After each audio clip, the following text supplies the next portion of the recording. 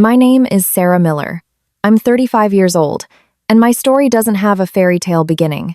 I wasn't a small-town girl from Maine who came to New York City and became an overnight success.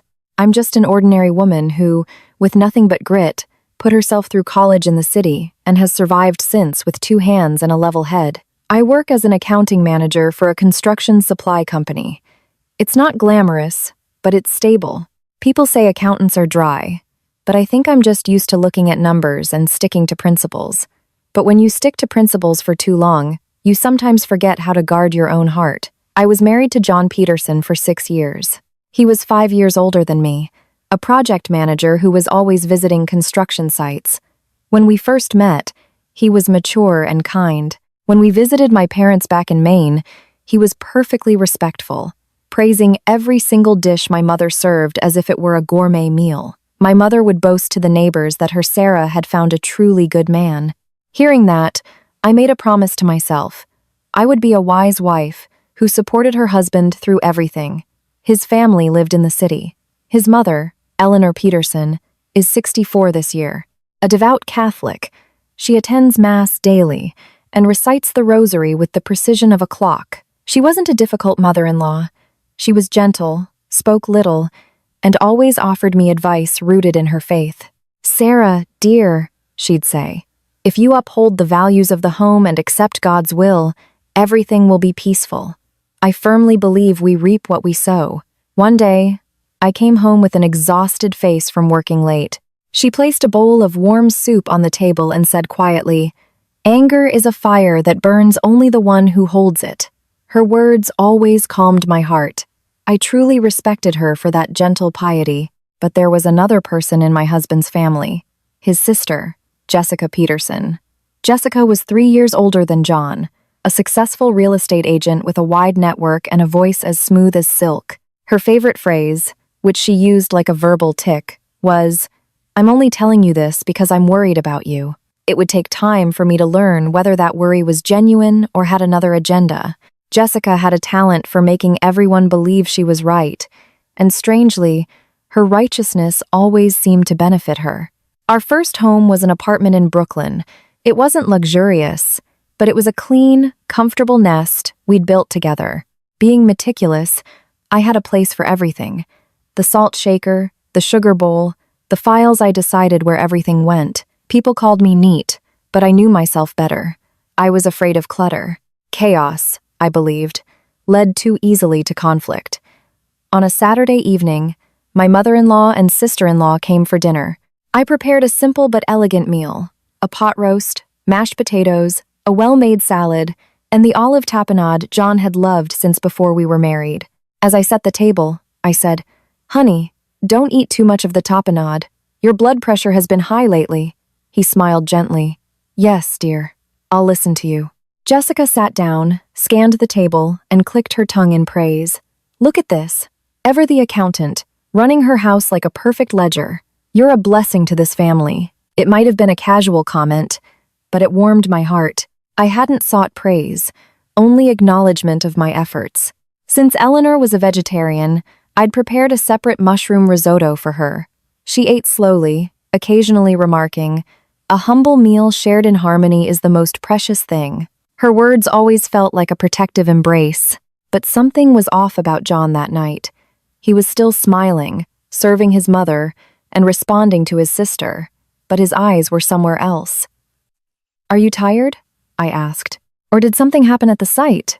"No, I just didn't sleep well," he answered quickly. Just as I was about to press further, Jessica cut in nonchalantly. "John's site is a madhouse these days. A wife has to be understanding. You have no idea the stress a man is under to provide." She tossed off the phrase "a man is under," but it felt like a lid slamming shut on my question. I smiled awkwardly. "Of course, I understand." But a small, sharp pain pricked a corner of my heart. It was tiny but unpleasant. Halfway through dinner, John's phone buzzed. He glanced at the screen and immediately flipped it over. I'm not the kind of wife who snoops, but that swift motion grated on my nerves. "Who is it?" I asked casually. "Unknown number," he said with a smile. "Probably a robocall." Jessica laughed again. "Oh, please. Who doesn't get spam calls these days? She turned to her mother. Mom, have some more risotto. It's so good for you. Like flowing water. Jessica seamlessly changed the subject. I watched her and realized she wasn't just a smooth talker. She had the skill of placing a hand on someone's shoulder and turning them in a different direction. After dinner, I went to the kitchen to do the dishes. John followed, saying he'd help, but after a moment, he slipped out to the balcony to take a call. I could hear him speaking in short, clipped sentences, his voice low, as if worried someone might overhear. I stopped wiping my hands and stood still for a few seconds, not to eavesdrop, but because the silence held me captive. Yeah, I got it. Don't call at this hour. That was it. He hung up and came back inside, smiling when he saw me. All done? I'll dry. I looked him straight in the eye. Are you hiding something from me? He paused for exactly one beat, then stroked my hair. There you go again, overthinking.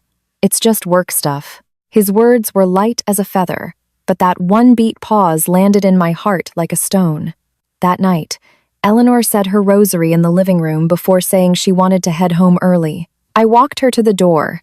She took my hand. It was dry and warm. A new marriage is a trial, dear. Whether the dinner burns or the soup is salty, you have to be patient and protect each other. When a wife wins an argument with words, she loses a lifetime of peace. I smiled and said, I understand. But after she left, I leaned against the door, her words echoing in my head. I didn't want to win against anyone.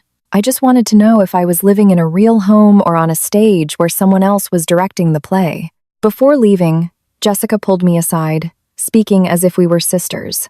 Sarah, if you're thinking about having kids, you should plan for it soon. A woman's age isn't something you can just let slide by. I froze. The topic of children was a scar on my heart. We had suffered a miscarriage 2 years ago, and there had been no news since. Before I could say anything, she patted my shoulder lightly. I'm only saying this because I'm worried about you, so don't think I'm nagging. I nodded, but my chest felt tight. Was it concern? Or was it a way of reminding me of my perceived shortcomings, to make me more compliant? That night, John lay down beside me. I turned my back to him and looked out the window. The moon was cold, and condensation formed on the glass. He pulled the blanket over me and whispered, Sarah, don't think about useless things. Our home is peaceful, isn't it? I didn't answer. The phrase, our home is peaceful, sounded less like a comfort and more like a reassurance that begged for suspicion. There's an old saying, you can know the depths of the sea, but not the heart of a person. I didn't want to think badly of my husband or be suspicious of his family, but in the silence of our bedroom, I realized one thing with stark clarity. Some peace is created by blinding others, and I was beginning to fear that peace. That night was in late May of 2025. A wind blew through New York, not the biting cold of winter, but a chill that seeped through your clothes and made you hunch your shoulders. I had just drifted off to sleep when my phone rang, the screen glowing with Jessica's name. A call from her at this hour made my heart drop. Before I could even say hello, a single, sharp phrase came from the other end. Jessica's voice was completely different. The warmth was gone, replaced by an urgent, cold tone. Sarah, get up. John's been in an accident. I shot upright. My throat was as dry as if it were filled with sand. An accident? What kind of accident? Where are you? The hospital. I'm here now. Get here fast. It's very serious. Asterisk. Very serious asterisk. The words sent a chill down my spine. I reached out, turned on the bedside lamp, and looked at the other side of the bed. John's spot was empty. The pillow was indented, but he wasn't there. For a moment, I was disoriented. Then I remembered him saying he had to go out for a late-night call. Where had he gone? I dialed his number. Once, twice, a third time, it just rang until it went to voicemail. I swallowed hard, my hands trembling so much I could barely dial. I called Jessica back. Jessica, what happened? Was he at a work site? A car accident? Who called you? Stop asking questions and just get here, she said sharply. I'm handling the paperwork. I didn't have time to find proper clothes. I threw on a sweater, wrapped a thin scarf around my neck, and rushed out in slippers, grabbing only my wallet and phone. As I left the apartment, The fact that we lived on a high floor hit me. The late-night elevator seemed to move in slow motion, testing my patience. I kept pressing the button, my mind focused on one thing. What's the fastest way to get there? Downstairs, I called an Uber. The moment it arrived, I jumped in, my voice cracking as I said, "Street. Luke's hospital. As fast as you can, please." I gave the driver the name Jessica, had texted me. My hands were still shaking. The streetlights of late-night New York cast a yellow glow as the car sped through the empty streets. The headlights of oncoming trucks occasionally flashed across the windshield like blades. I looked out the window but saw nothing. My mind was replaying images of John from the night before, flipping his phone over, telling me not to overthink. Then I scolded myself. Asterisk. This is no time for that. Your husband is lying in a hospital. Asterisk. When I arrived, the sharp smell of antiseptic hit my nose. The emergency room hallway was brightly lit, a chaotic symphony of footsteps, rolling gurneys, and names being called over the intercom, creating a cold, sterile noise. I ran like a woman possessed, scanning for Jessica. She was standing at the end of the hall. She didn't look like someone who had just rushed over. She looked like she had been there for a long time. She wore a dark coat. Her hair was neatly tied back, and her face was a stony mask. Seeing me, she walked over quickly and grabbed both my hands. "Sarah, calm down. First, you need to calm down." I looked at her, my voice frantic. "John? Where is he? Let me see him. What happened?" Jessica squeezed my hands tighter, lowering her voice. "He's in the ER. The doctor said it's severe trauma." I tried to push past her toward the emergency room doors, but she blocked me. She didn't do it roughly. She did it like someone who knows how to control a hysterical person, placing her hands with precise force in just the right places. "You can't go in.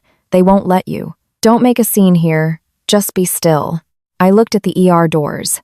They were shut tight, a red light glowing above them. Two nurses bustled past, their faces tense.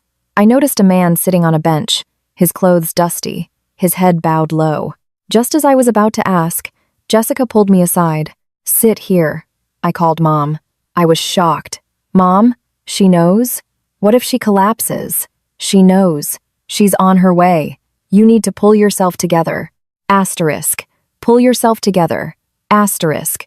It sounded like a command. I bit my lip hard. I wasn't afraid of hard work or late nights, but this fear was different. This was the fear of losing family. When you might lose family, everything else seems as insignificant as dust. About 20 minutes later, Eleanor arrived. My mother-in-law, her back slightly stooped, stepped out of a cab clutching a brown cloth bag. Her face was pale, but she wasn't crying. She saw me, and her eyes, red-rimmed, met mine as she grasped my hand. Her hand was cold, Jessica told me. "John."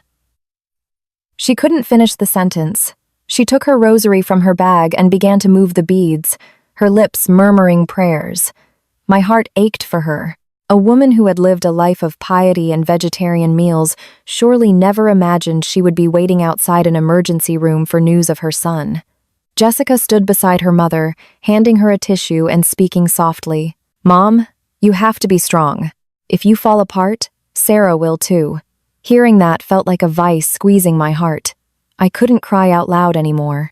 It felt as if my tears would make my mother-in-law collapse, and if she collapsed, I would be the one to blame. Suddenly, I felt bound by invisible ropes. A doctor walked out. He wore a white coat, his mask pulled down to his chin, sweat beading on his forehead. He spoke quickly, using medical jargon. I only managed to catch the words multiple traumas and critical condition. I rushed forward. "Doctor, please let me see my husband. Please." Before the doctor could answer, Jessica stepped in, her voice clear and firm, like she was the designated family representative. "Doctor, please do everything you can. If our family needs to sign anything, we'll sign it. But for my mother's sake, please don't allow any photographs. Her heart is weak." The doctor glanced at Jessica, then nodded and went back inside. I stood there, stunned. My mind felt empty. I was the wife, but my words couldn't reach the doctor directly. They had to go through my sister-in-law. I turned to her, my voice hoarse. "Jessica, I'm his wife. I need to know his exact condition. Jessica looked straight at me. Her gaze wasn't harsh, but it held something incredibly solid. Sarah, listen to me. Panicking won't help anyone. Sit down quietly and wait for the doctor.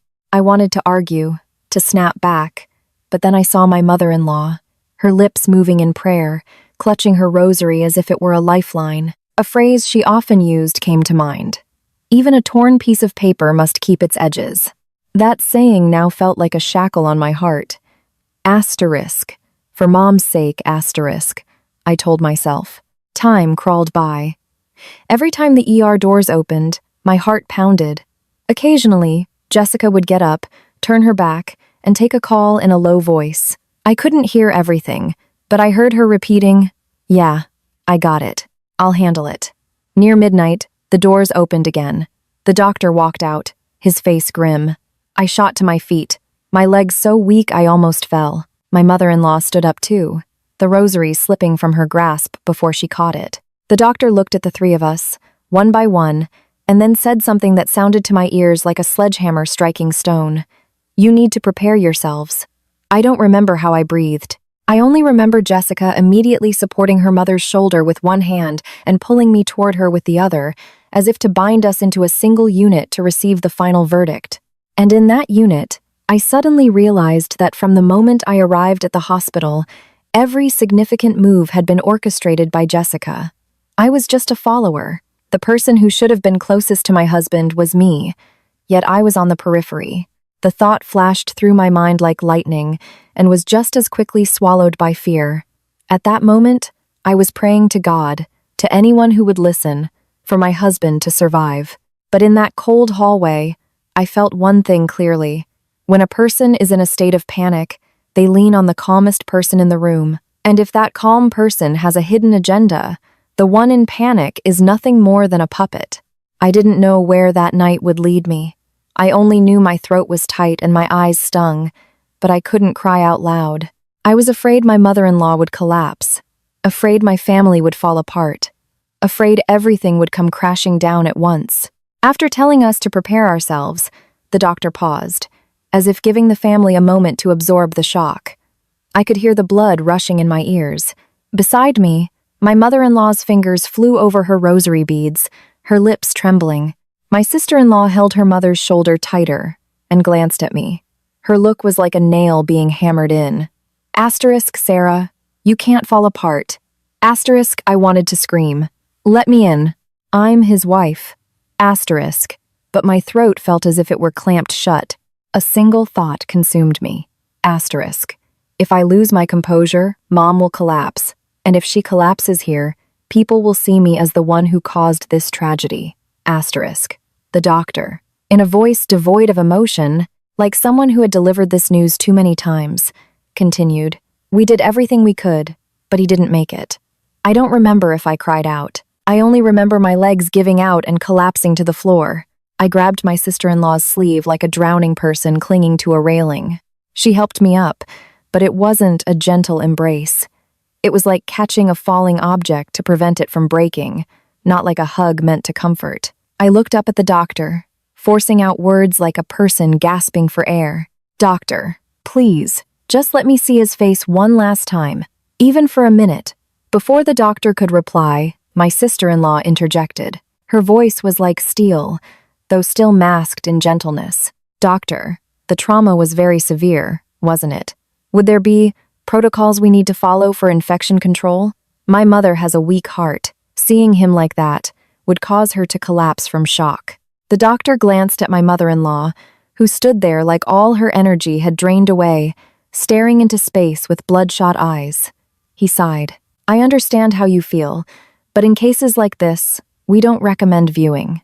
It can leave you with lifelong trauma." Asterisk. Trauma, asterisk. The word felt like a tear in my heart, but I still pleaded, "It's okay. I can handle it. I just need to see my husband's face one last time." My sister-in-law turned to me. Her voice was low, but each word dropped like a stone. "Sarah, look at Mom. Do you want her to die too?" I turned my head. My mother-in-law was still fumbling with her rosary, her lips moving, tears falling silently onto the beads.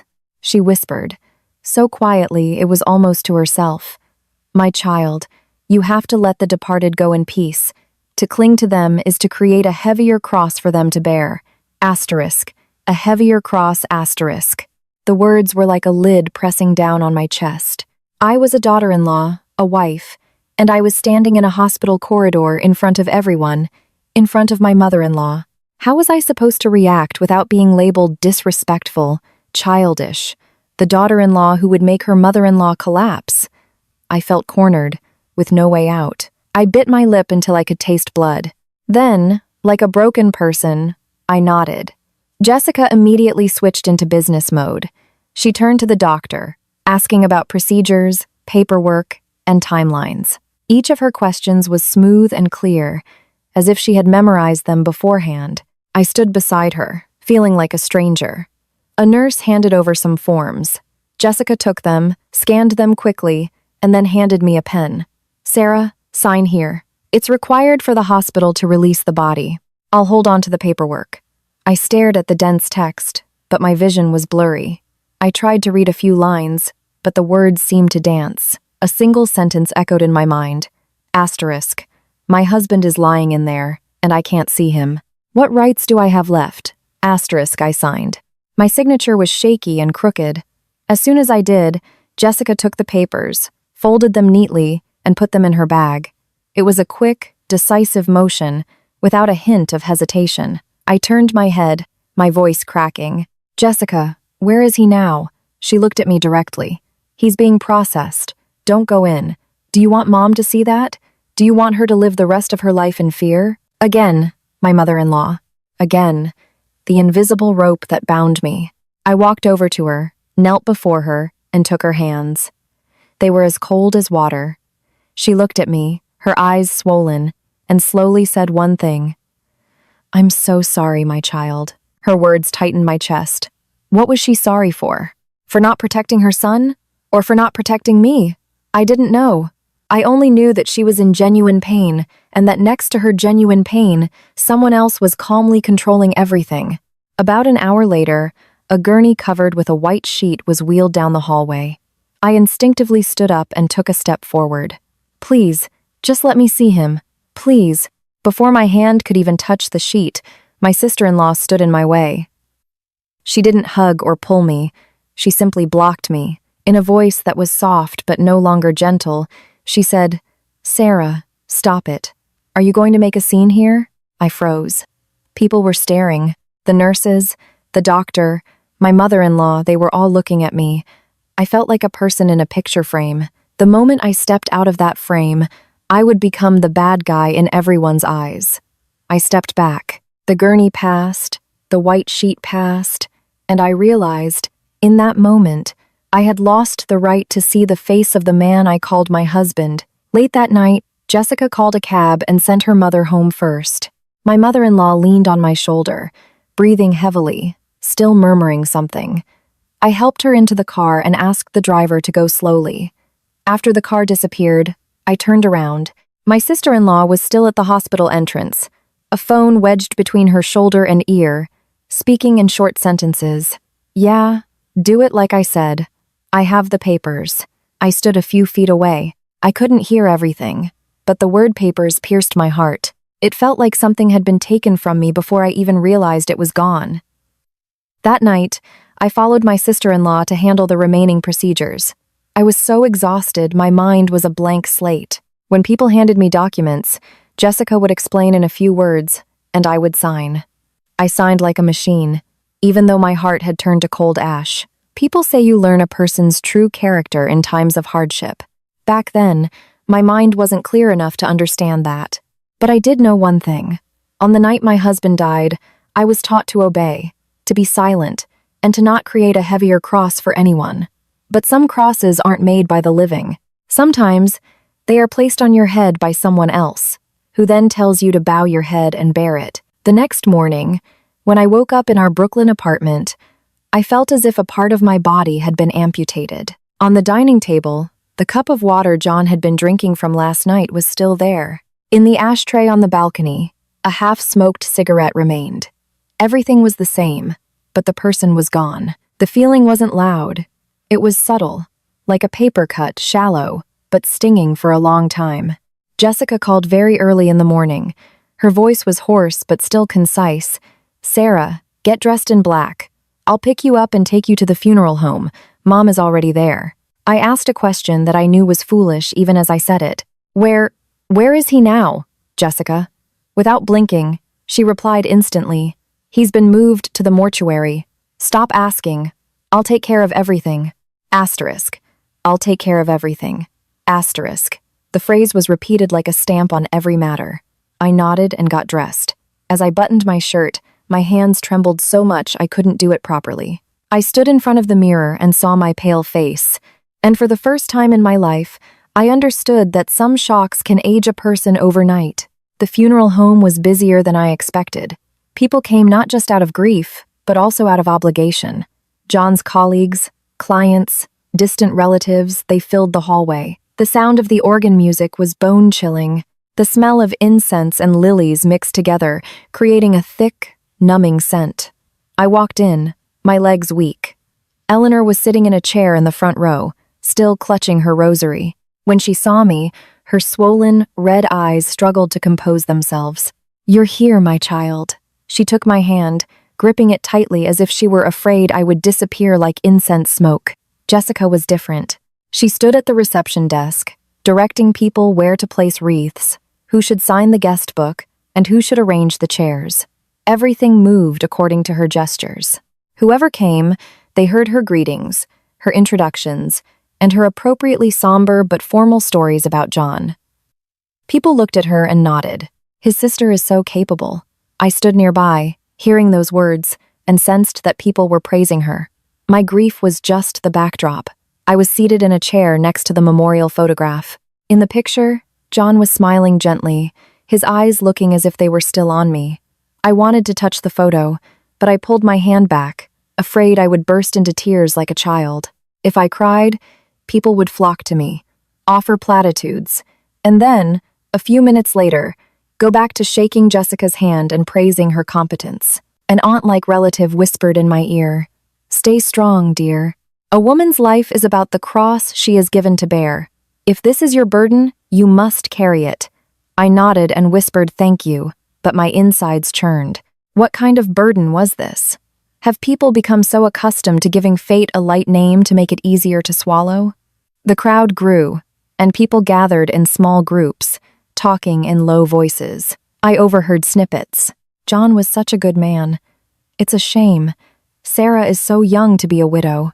Jessica is really holding this family together. That sister is their rock. Every word that reached my ears was like salt on my skin. I wasn't jealous of the praise. I just couldn't understand why everyone accepted everything so easily, as if the disappearance of a person could be sufficiently handled with a few documents and a memorial photo. Around noon, I pulled Jessica aside and, keeping my voice as steady as possible, said, "Jessica, please, I'm begging you. Let me see John's face, just once. I won't make a scene. I just want to say goodbye." Jessica's eyes darkened for a moment, then she sighed, playing the part of a caring older sister. "Sarah, I know how you feel, but what good will it do to see him? It will just stay with you as a trauma for the rest of your life. Do you think you could live peacefully after seeing that? Do you think Mom could live peacefully?" I was speechless. Once again, she used her mother like a blanket to smother my words. I glanced over at Eleanor. She was sitting quietly, looking at the floor, the rosary slipping through her fingers. The sight of her, so small amidst so many people, was heartbreaking. I didn't want to add to her pain. "Okay," was all I could say. Jessica patted my shoulder lightly. "That's a good girl. Listen to me. Even a torn piece of paper has to keep its edges, right? Don't let people point fingers at our family and say we are without grace." I understood, but those edges were so sharp they were drawing blood from my heart. In the afternoon, the family prepared a meal at the funeral home. I couldn't swallow a single bite. The food in my mouth felt like sand. Jessica was still bustling around, the phrases, "I'll do it and I'll take care of it," constantly on her lips. As I sat there numbly, she whispered in my ear, "Don't just sit there like you're in a daze. People are looking at you as his wife. For John's sake, You have to maintain appearances. I laughed silently to myself. Asterisk. Maintain appearances for John's sake, or for this family's sake. Asterisk. I wanted to ask, but I kept my mouth shut. Some questions, if asked at the wrong moment, only make you the villain in everyone's eyes. I was never good at arguing in front of people, and I was an even worse actress. As evening came and the crowd thinned, I looked at the memorial photo again. His eyes were still gentle, but my heart was cold. I remembered an old saying, "Life is like a white horse flashing past a crack in the door." But why did it have to flash by so quickly, before I even had a chance to call its name? As I sat there, a middle-aged man approached. He seemed to be one of John's colleagues from a construction site. He offered his condolences, then turned to me and said, "Ma'am, Mr. Peterson was a really good man. Just a few days ago, he called me to discuss a material supply issue. I never imagined this would happen." He couldn't finish his sentence. "Stay strong." I nodded my thanks, but his words called me just a few days ago, stuck in my mind. When was a few days ago? John was still discussing material supplies? Then, on the night of the accident, why didn't I know where he had gone? Just as I was about to ask more, Jessica intervened with a practiced smile. "Oh, I'm so sorry. Sarah is in deep shock. If you have anything to say, please tell me." I looked at her. As she stepped in front of the conversation, I felt myself being pushed away from all information related to my husband. I was the wife, but people talked to his sister. I was the one grieving, but people praised her efforts. That night, when I helped Eleanor to her car, I supported her as she got in. She held my hand and whispered, "You're going through so much. I'm so sorry, and it breaks my heart." Her eyes were red, her voice hoarse. I wanted to say I was okay, but my throat was too tight. Back home, I collapsed onto the living room floor. The apartment was so quiet I could hear the hum of the refrigerator. I looked around. Everything was just as I had organized it, but I suddenly felt like a tenant in my own life. I didn't cry anymore. The tears seemed to have dried up, leaving only something heavy in my chest. I couldn't name it. Was it suspicion? The feeling of being manipulated? Or the sorrow of not having fulfilled my role as a wife? I only knew that from the day John died, I had been placed in a chair, the chair of a very obedient person. But I had never liked being obedient in a way someone else had defined for me. I sat on the living room floor until dawn. My back was cold, my hands were numb, and my head ached as if someone were tapping it in rhythm. As the sound of cars outside faded and then returned, my phone rang. It was Jessica again. "Sarah, are you awake? Get ready." I scheduled the cremation early. I was stunned, asking numbly, "Cremation? What cremation?" "We have to cremate him. It's not good to keep him for too long. The weather is unpredictable these days, you know." I shot to my feet, my heart sinking. I couldn't remember agreeing to a cremation, or had I nodded when I was in a daze? My voice was hoarse.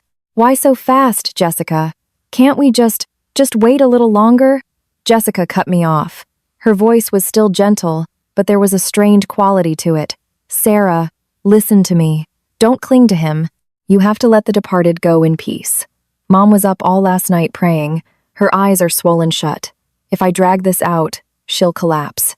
Again, her mother. Every time she mentioned her mother, I automatically shut my mouth. I stood up and got dressed like a person walking through a dream. The black clothes I had worn yesterday were draped over a chair.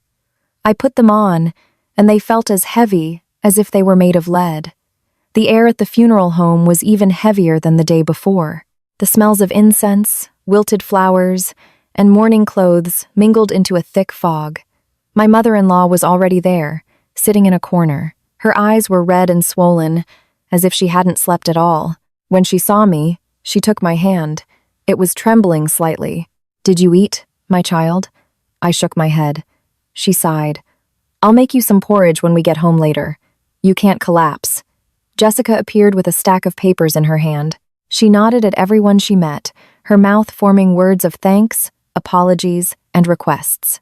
She was so adept that people naturally followed her lead. She whispered in my ear, "I've prepared everything. You just need to sign in a few places." I looked at the stack of papers, but my vision swam. "What am I signing, Jessica? It's just procedural. Administrative stuff. We need your signature to move forward. I'll be right here, don't worry. I took the pen.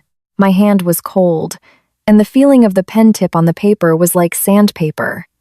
Just as I was about to ask more, Jessica turned to speak with an employee. Her voice was low, fast, and clear. I vaguely heard a part of it. Yes, the family wants to proceed simply and on schedule. Asterisk. Simply asterisk. The word struck my ear like clashing metal. I signed. When I finished, Jessica took the papers, organized them neatly, and put them in a folder.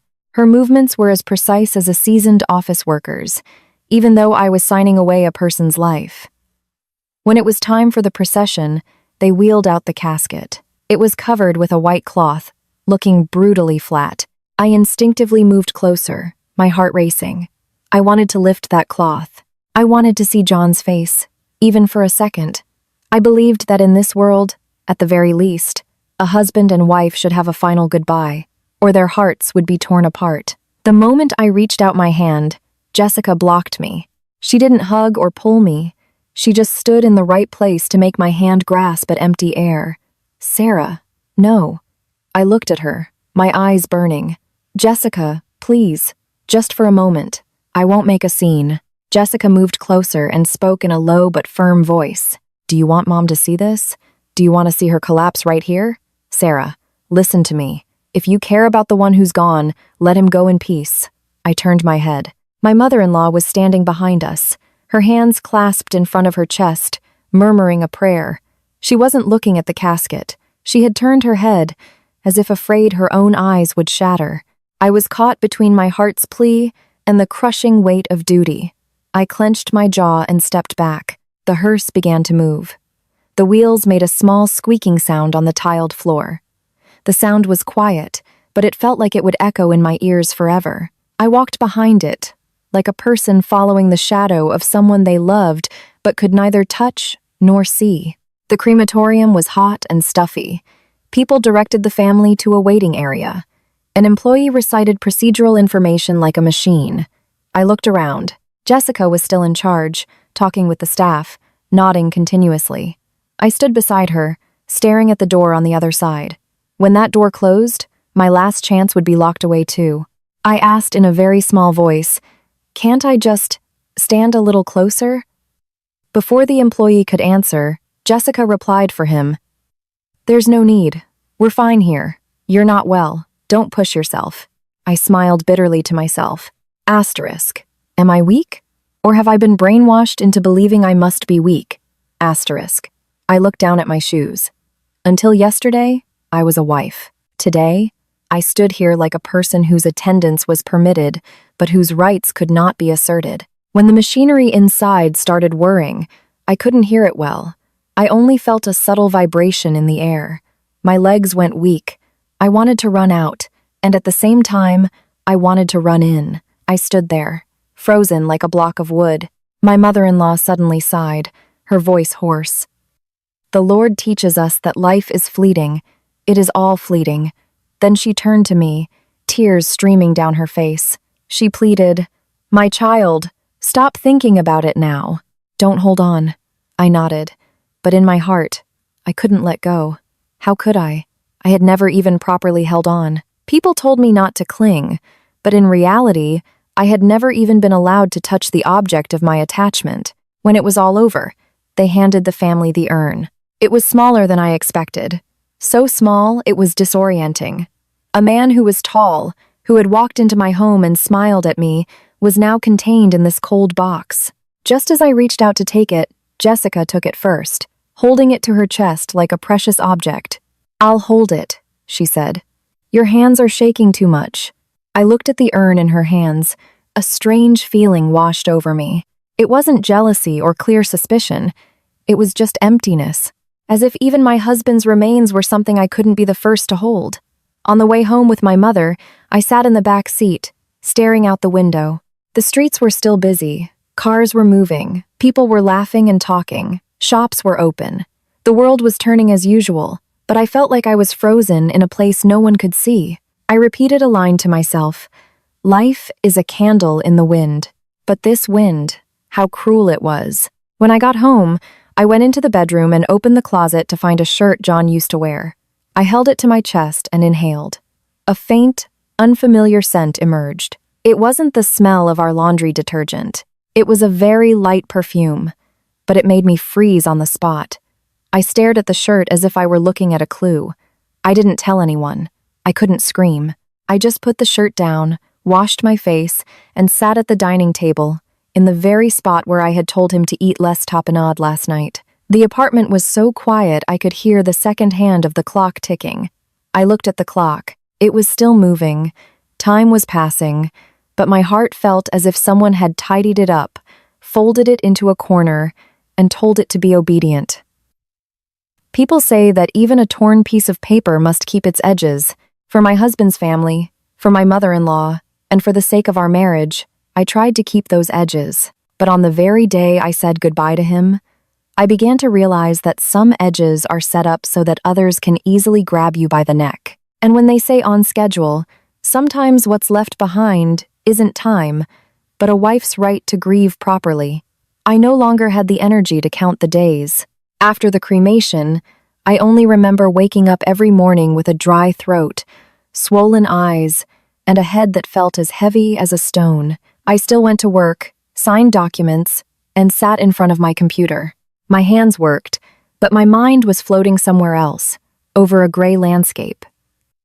In the fall, Jessica called and suggested we go to the cemetery together. She said my mother-in-law wanted to properly place the urn in a mausoleum, and as his wife, it was my duty to be there. The word duty stung my heart. Since John's death, my role had felt like a piece of clothing someone else had put on me and was now dragging me around in. On a Sunday morning, the New York sky was overcast. I wore black and a baseball cap to minimize the number of people who would look at my face. The cemetery was nestled in a quiet, manicured landscape. As I walked in, the scent of flowers and the sound of distant bells greeted me. My mother-in-law was standing before a statue of the Virgin Mary, her hands clasped, her lips moving in prayer. She had become noticeably thinner, her eyes sunken, but she tried to maintain the composure of a faithful believer. Seeing me, she took my hand and said quietly, "I know it's hard, but please come with me. John needs a peaceful resting place. If the departed are not at peace, the living cannot be either." "Yes, of course," I replied in a single breath, though my chest felt tight. Before my own grief had even settled, I had to worry about his peaceful resting place. Jessica was up ahead, talking to a priest and a cemetery administrator. I stood beside them, looking at the rows of marble niches in the mausoleum, neat as filing cabinets. Each niche had a small plaque with a name, date of birth, and date of death. It was quiet, orderly, and clean. For a moment, a chill ran down my spine at the thought that a person's life ultimately gets filed away in a single drawer, just like a document. The administrator said a few words to Jessica in a low voice. She nodded repeatedly, then turned to my mother-in-law and me and said in a formal, practiced tone, "They say this spot has a good view and is a prime location. Placing him here is said to bring blessings. The cost is $50,000. I thought I had misheard. I blinked. "How much, Jessica?" She looked at me as if she had prepared 100 reasons in advance. $50,000. Don't be shocked. It's the going rate in New York these days. We have to do right by John. I glanced at my mother-in-law. She sighed, her voice weak but firm. "The money doesn't matter to me, my child. We can't take money with us. Only our good deeds follow us." Normally, her words would have sounded gentle, but on that day, they felt like a hammer striking my weakest point. I had just lost my husband, was now labeled a widow, and was expected to play the role of a devoted daughter-in-law. How could I refuse? If I did, people would call me heartless. My mother-in-law would be hurt, and Jessica had 100 ways to spin the story to suggest I never loved my husband. I swallowed hard, but that's a lot of money. I can't come up with it right now. Jessica smiled softly and took my wrist, her voice coaxing. "I know, but think about it. How much did John cherish you when he was alive? He worked so hard for you. Now, if we provide a peaceful place for him to rest, our own hearts will be lighter later on. I'll talk to them and see if we can pay in 2 installments. I looked at her. Her words claimed to be for my benefit, but she was the one driving the situation. Paying in 2 installments still meant paying the full amount. At that moment, I didn't know whether to be angry or to laugh. It felt like I needed permission even to breathe. My mother-in-law suddenly squeezed my hand tighter, her eyes welling with tears. "Sarah, I'm asking you, please don't let people point fingers at our family and call us cheap. John is gone." Her plea tightened my chest. It wasn't her fault. She just loved her son, her family. But it was because of that love that I had no room to retreat. I nodded. Looking back, that nod was like signing a contract for a debt. Not just a financial debt, but a debt of silence. Jessica took me to the administrative office. An employee handed over a stack of papers. She stood close beside me, pointing to the places I needed to sign. Here, and here too. Sign here. The words swam before my eyes. I could barely make out the long paragraphs about niche fees, maintenance costs, and donations. Everything sounded plausible. I wanted to read it carefully, but Jessica whispered, "Sign quickly. We need to finish before their lunch break." I signed. This time, my hand trembled less than it had at the hospital. I was too exhausted to have the energy to shake. I transferred the money right then and there. The number $25,000 on the screen felt cold. I pressed the confirm button. It felt like pressing a button that closed a door on my life. After everything was done, Jessica whispered with the administrator for a moment. I stood nearby but couldn't hear. I only saw her nod, offer a social smile, and then turn back to me. "It's all taken care of. I'll hold on to the documents. You're more likely to lose them." I paused. "Jessica, could I have a copy? Or at least a receipt?" Jessica looked at me. For a split second, I saw a flash of irritation in her eyes, but it was quickly replaced by her usual gentleness. "You're so flustered right now. Handling paperwork will only make it worse. I'll keep them for you. I'm John's sister. Would I cheat you? Besides, Mom wants things handled cleanly." Hearing the words "handled cleanly," my mother-in-law nodded. "Yes, my child. Things should be done properly. We shouldn't create a heavier cross by losing things." Again, the cross. The word was like a spell. Hearing it, I had no choice but to fall silent. After leaving the cemetery, Jessica drove her mother home to her apartment on the Upper East Side. My mother-in-law invited me to stay for a vegetarian meal, so I went along. The table was set with a simple meal: pumpkin soup, tofu, steamed vegetables, and a light broth. My mother-in-law served me some tofu. "Eat, my child. You're too thin." I put the food in my mouth, but I couldn't taste anything. The number $50,000 and Jessica's words, "I'll hold on to the documents," kept replaying in my mind. I'm not a greedy person, but I like clarity. If money is spent, I need to know where it went. But here, I had paid with faith, and faith doesn't come with a receipt.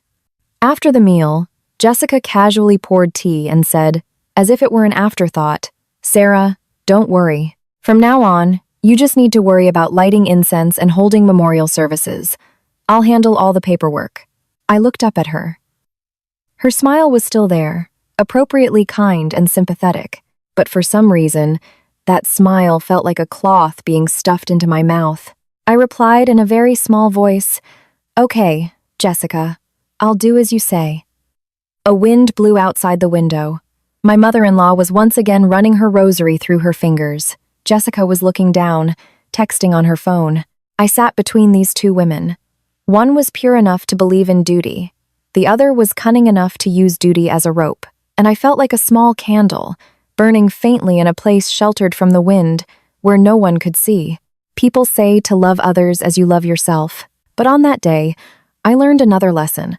Sometimes, people force you to love in the way they have chosen, without giving you a chance to question, to protect, or to reflect. After the vegetarian meal, I said I had to go home. On the way back to Brooklyn, I didn't cry. I just felt an emptiness in my heart, so vast that even the sound of the traffic outside seemed like a distant echo from another world. And in that emptiness, for the first time, I felt fear. The fear that one day, even my grief would be stored away by someone else, just like those documents. I thought placing the urn in the mausoleum would, as Jessica said, lighten my heart. But instead of feeling lighter, My life felt as hollow as an empty house. People say you're at your weakest when you're in mourning. That's true. It's not because you can't function that you're weak, but because you can no longer trust anything. I still went to work. In the morning, I would arrive at the office, put on a crisp shirt, sit at my desk, open files, process invoices, and sign off on payment requests. The numbers still moved, and reports still had to be submitted on time. Sometimes, colleagues would look at me and say softly, "Stay strong, Sarah." I would just nod. I could smile, but after I did, it felt like I had borrowed someone else's face. In the evenings, I would come home, light a candle at the small memorial I had set up, change the water in the vase, and burn incense. It was a habit, a way to keep the sound of life in the house. The apartment was large, and it felt even larger at night. The quiet hum of the air conditioner sounded like a sigh. I ate alone. Sometimes a bowl of thin porridge, sometimes a packet of instant noodles. I ate to live, not because it tasted good. My mother-in-law, Eleanor, would visit sometimes. She didn't say much. She would just bring vegetarian side dishes, fruit, or homemade sesame salt. She always told me, "Take care of yourself." I cared for her. She was genuinely good and genuinely hurting. And because of that sincerity, I was afraid of hurting her even more. Jessica was like clockwork. She called every few days, and the conversation always started the same way. "Sarah, are you eating well? Stop thinking useless thoughts." After a few pleasantries, it would always turn into a lecture. "Don't forget to light incense on the 1st of the month. On holidays, make your mother happy by preparing a vegetarian meal. And don't forget to go to the church and pray for his soul." She spoke as if she were concerned, but her voice carried a strange pressure, as if forgetting one stick of incense would make me a heartless wife. One day, I had just gotten home, not even having changed my clothes, when my phone rang. "Sarah, let me tell you something. Don't listen to what other people say. The dead are gone. You just need to live your life modestly and with dignity." I was silent for a moment, then asked very quietly, "Jessica, have you seen any documents or bank statements that John left behind?" There was a one-beat pause on the other end. It was very short, but it was long enough for me to know I had hit a nerve. Then she laughed, as if nothing was wrong. "Why do you ask? It sounds heartless to talk about paperwork while you're in mourning. I have everything in safekeeping. I'll give it to you if you need it. But I'd at least like to know what's there." Jessica cut me off. "Sarah, you're overthinking again. Listen to me. Don't torment yourself. Whatever it is, I'll handle it. You just take care of Mom and yourself." The phrase "don't overthink," coming from her, was meant to sound soothing, but I had heard it so many times that it now felt like a command to be silent, a command to trust, a command to sit quietly in the chair of the obedient widow. The second month, she started asking strange questions. "Sarah, you're keeping your joint savings account passbook safe, right?" I paused. "The savings account? Why, Jessica?" She burst out laughing. "Just asking. In case anything comes up later, we should at least know where it is. You're on your own now. You need to be practical." "On your own" now sounded like a word of concern, but her tone was like someone taking inventory. The third month, she asked again, "The Brooklyn apartment is in both your names, right? You have all the deed paperwork, don't you?" I was wary, but I answered vaguely. "Yes, it's in a place I've organized." She gave a very light and then immediately changed the subject, telling me to eat well and sleep early. That sent a chill down my spine. I'm an accountant. I know that a single can be a sign-off for confirmation complete. One day, during my lunch break, I was eating at my desk. A close colleague pulled up a chair and said quietly, "Sarah, I don't mean to pry, but have you checked John's life insurance policy?" I was startled. My fork stopped in midair. "Insurance? I don't know. Jessica probably has all of that." My colleague sighed. "I'm just mentioning it. As women, even when we're grieving, we need to have our paperwork in order. It's not about being greedy. It's about your rights." The word rights pierced my heart. Since John's death, I had been living by the word should. I should be obedient. I should be patient. I should uphold principles. My rights seemed to be stored away somewhere with that stack of documents. That night, it rained. The rain in New York wasn't a downpour like back home in Maine. It was a fine, cold drizzle. I stood on the balcony, looking down at the street. The car lights reflected in the puddles. Suddenly, I heard the familiar roar of a motorcycle starting up in the underground parking garage. The sound made me whip around, my heart pounding like a drum. For a second, I thought John had come back, that he would open the door, smile, and say, "I'm home." But the door remained silent. There was only the sound of the rain and the distant hum of the elevator. I laughed at myself. And as I laughed, tears came. I quickly wiped them away. If I cried out loud, I felt the whole apartment would collapse. It was in that moment that I realized I could no longer live my life being led by others. If I continued like this, I would slowly burn out, like the ash from an incense stick. I started doing one small thing, something that would later save me. I bought a small, plain notebook and began to log all of Jessica's phone calls. I left out the emotion and just recorded the date, time, key phrases, and main points. The day she reminded me about a memorial, the day she asked about documents, the time she told me not to overthink. When I was done, I hid the notebook at the bottom of my closet, where no one would ever touch it. I also changed the way I answered the phone. Before, I would ask questions and explain myself. Now, I just said, "Okay, I understand." I started making my voice sound a little weaker, a little sadder, acting like the widow Jessica wanted me to be. I didn't overdo it. I just took the fight out of my voice. Once, she called and asked, "Sarah, have you been to the church?" I replied, "Yes, I'm planning to go this weekend." She said, "Go soon. Don't let people say our family is neglectful." I immediately said okay, but a different question formed in my mind. Asterisk. Who are these people who have the right to judge me? Or are people just a whip to make me do what she wants? Asterisk. Sometimes, my mother-in-law would also tell me in her gentle voice, "My child, don't think too much. Too many thoughts create a heavier cross to bear." I never blamed her for saying that. She was just a mother enduring the loss of her son by clinging to her faith. I cared for her, and that made me even more certain. If something was wrong, the fault did not lie with her. By the 4th month, I began to feel a clearer void in this house, as if there were corners someone was intentionally keeping me out of. Every time I asked about documents, Jessica's answer was always, "I have them." Every time I said I wanted to handle something related to John myself, she would block me with, "I'll do it." She even said once, very calmly, "If you keep this up, John's soul won't be able to rest in peace." There's an old saying, "A guilty conscience needs no accuser." I didn't jump to any conclusions then. I only noticed that every time I mentioned the word documents, Jessica's voice would pause, and every time she paused, my own mind became a little clearer. 5 months passed like that. I learned to live by habit, breathe with longing, and stay silent out of self-preservation. I no longer asked questions expecting answers. I started listening to find out what they were hiding. Some nights, I would light incense, sit on the sofa, watch the smoke rise, and repeat a very realistic phrase to myself. Being kind doesn't mean being blind. I never said this to anyone, not even my mother-in-law. I just held on to that phrase like a small ember in my heart. A small ember that, if met with the right wind, could one day become a fire. It was early September 2025.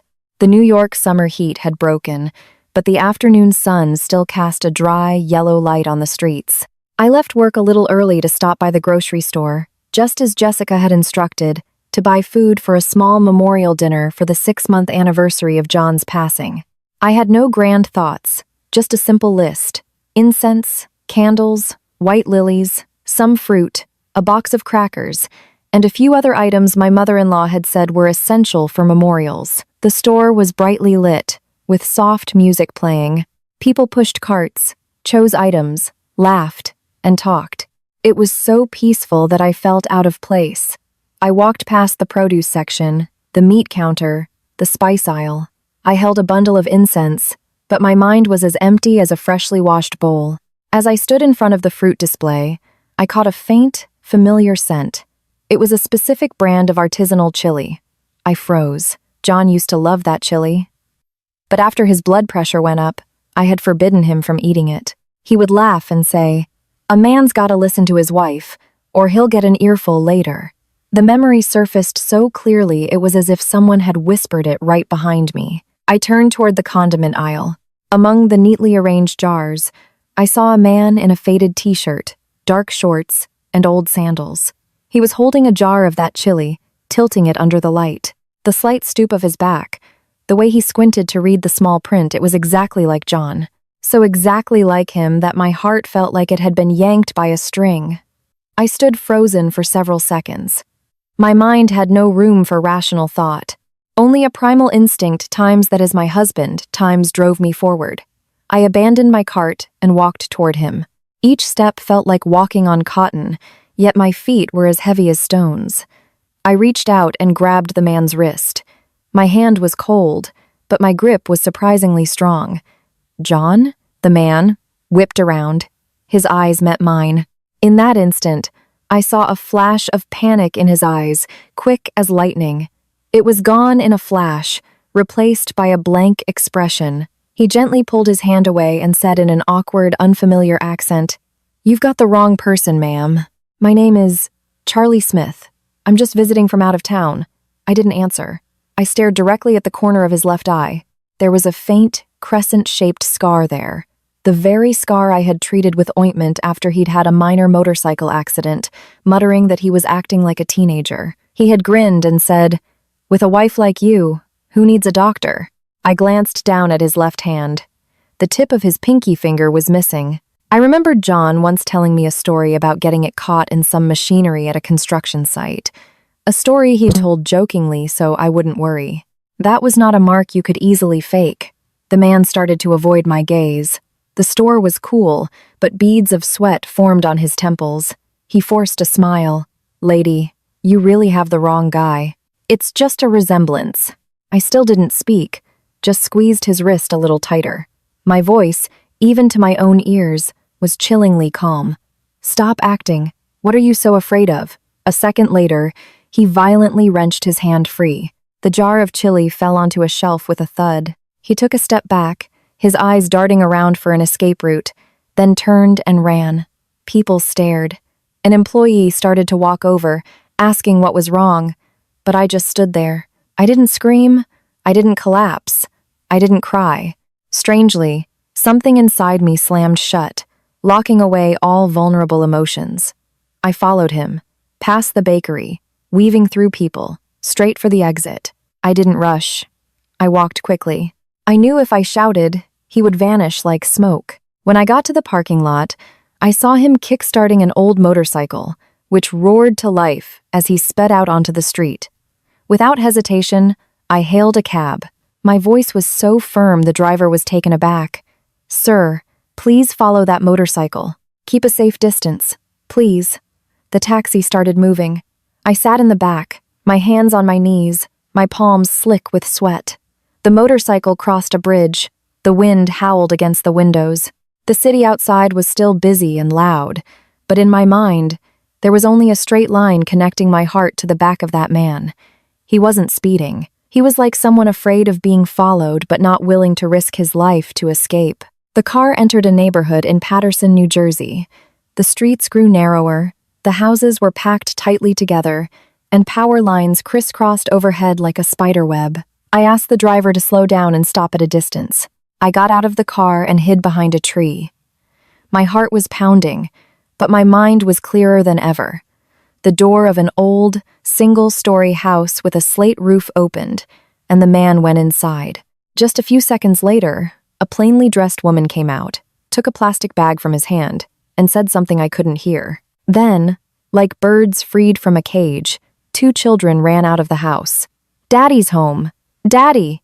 I froze on the spot. My ears were ringing. I thought I had misheard, but I hadn't. A little boy clung to his leg, and a little girl jumped up and down, giggling. The man bent down, lifted one child into his arms, and ruffled the other's hair. His smile was so natural it made me want to be sick. Asterisk, Daddy asterisk. Not uncle, Not Grandpa. Daddy. I grabbed the tree to keep from collapsing. In that moment, the memorial in my Brooklyn apartment flashed in my mind.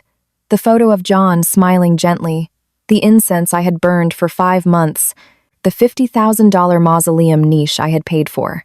It all felt like a cruel, elaborate fraud. I wanted to run out, grab him by the collar, and demand an explanation.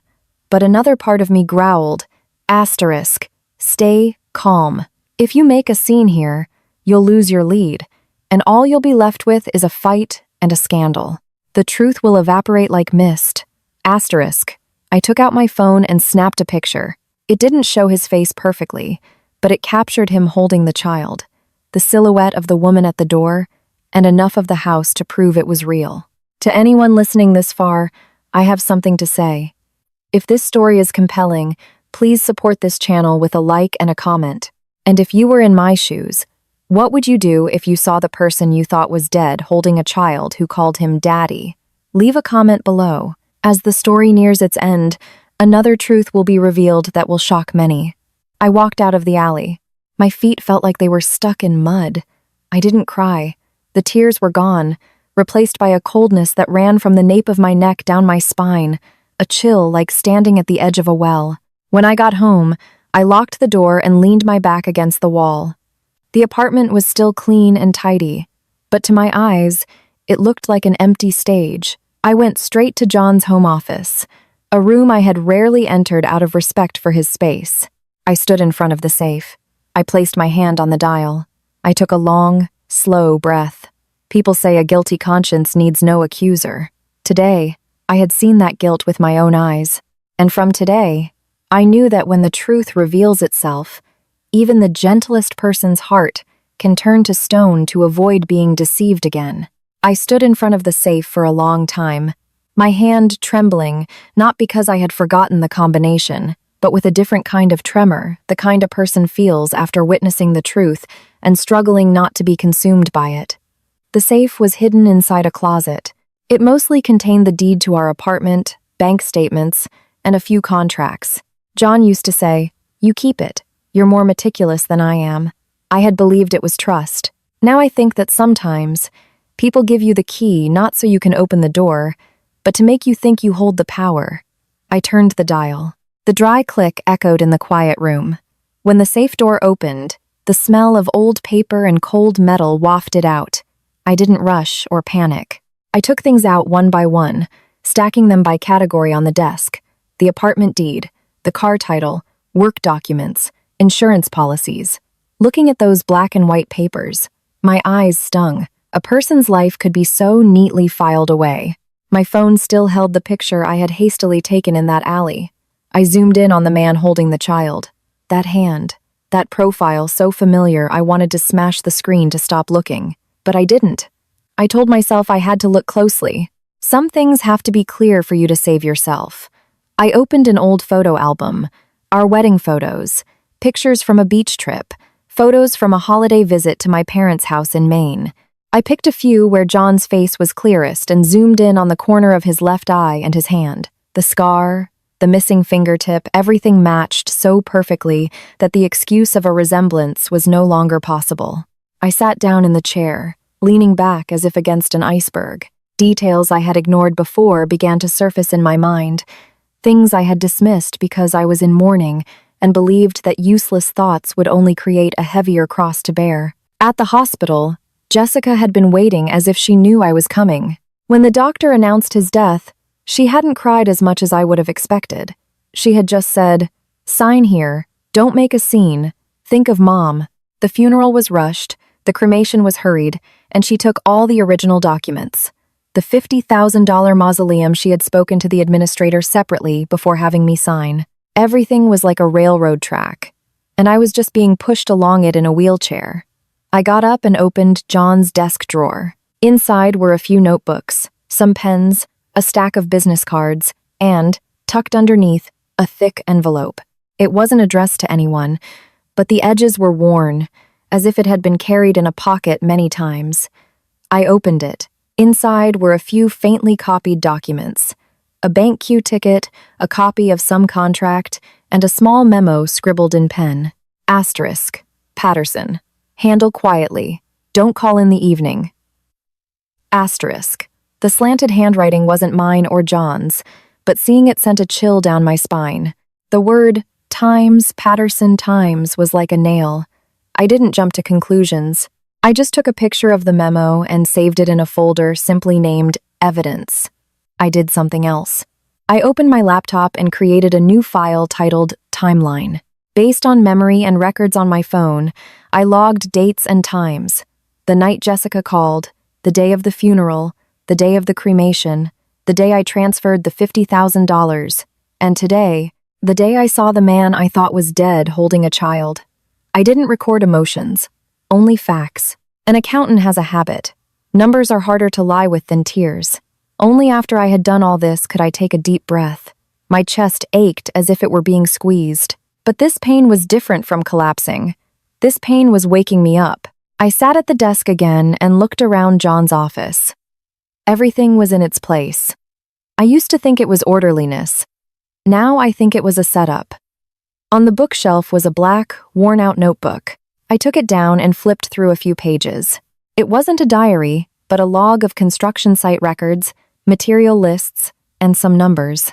About halfway through, I found a page with the words asterisk, beneficiary, bonus, formula money, tuition, asterisk. Seeing these short notes, as if written by someone trying not to forget, my throat tightened. So, it wasn't a one-time mistake. Parallel to my life, another life had existed, quietly and regularly, and I had been burning incense for a fake death. At that moment, something inside me broke. It broke silently, without a loud noise. I remembered something my mother used to say back in Maine. A woman has to watch her step in this world, even when she's in love. Blind love is a trap you set for yourself. I had been in a blind love. I had listened to duty and silenced myself. I picked up my phone and pulled up Jessica's number. My finger hovered over the call button, then stopped.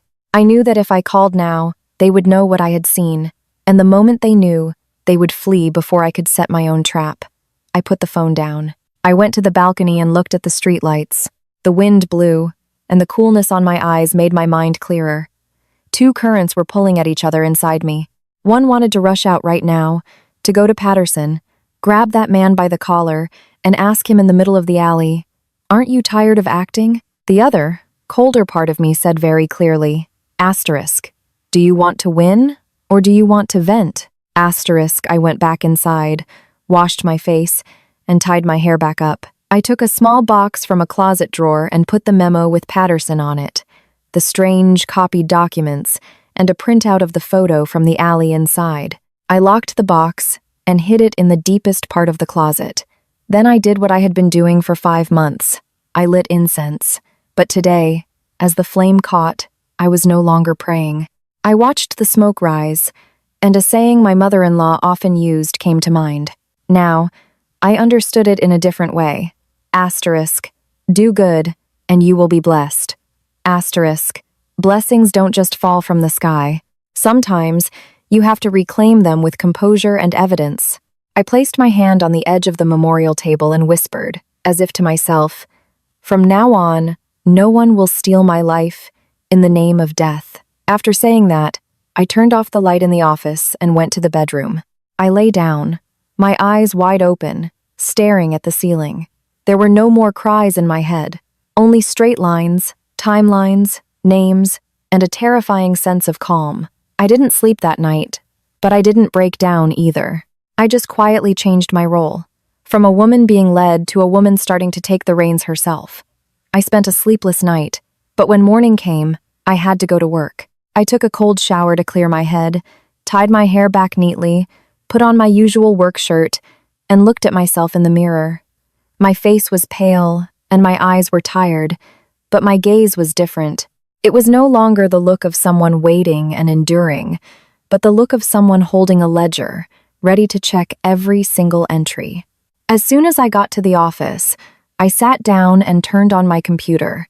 My hands went through the usual motions, but my mind was working on a parallel track.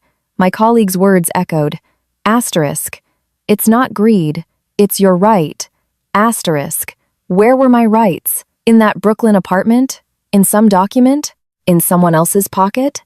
Around noon, my phone rang. It was Jessica. I stared at the screen for a few seconds before answering.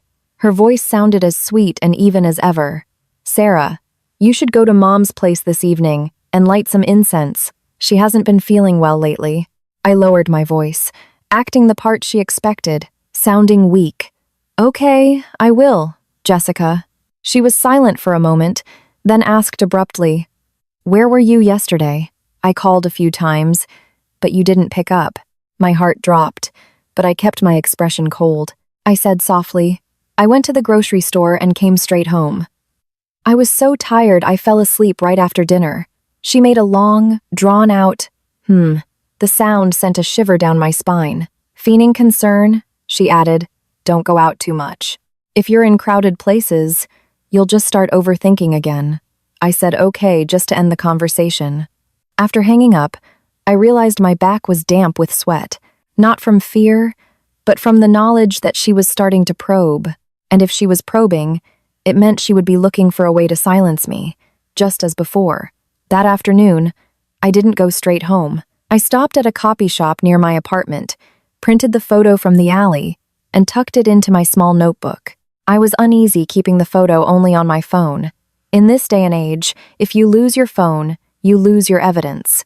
I needed something tangible. Back home, I bolted the door, drew the curtains, and began to search the apartment as if I were looking for contraband.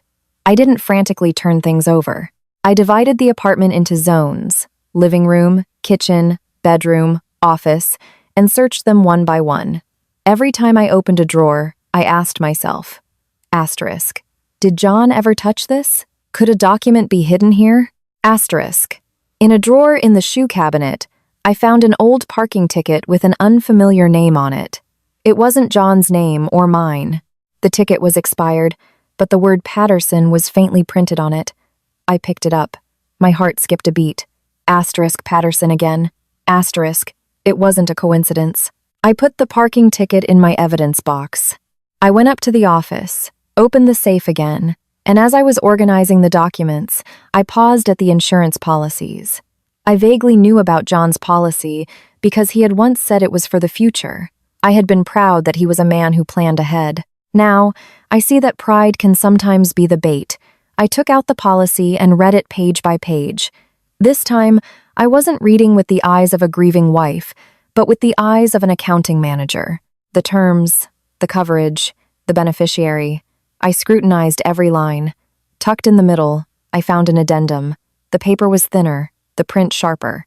It had a section titled Beneficiary Information Change, and under a clause for a proxy claims representative in case the beneficiary was unable to process the claim themselves.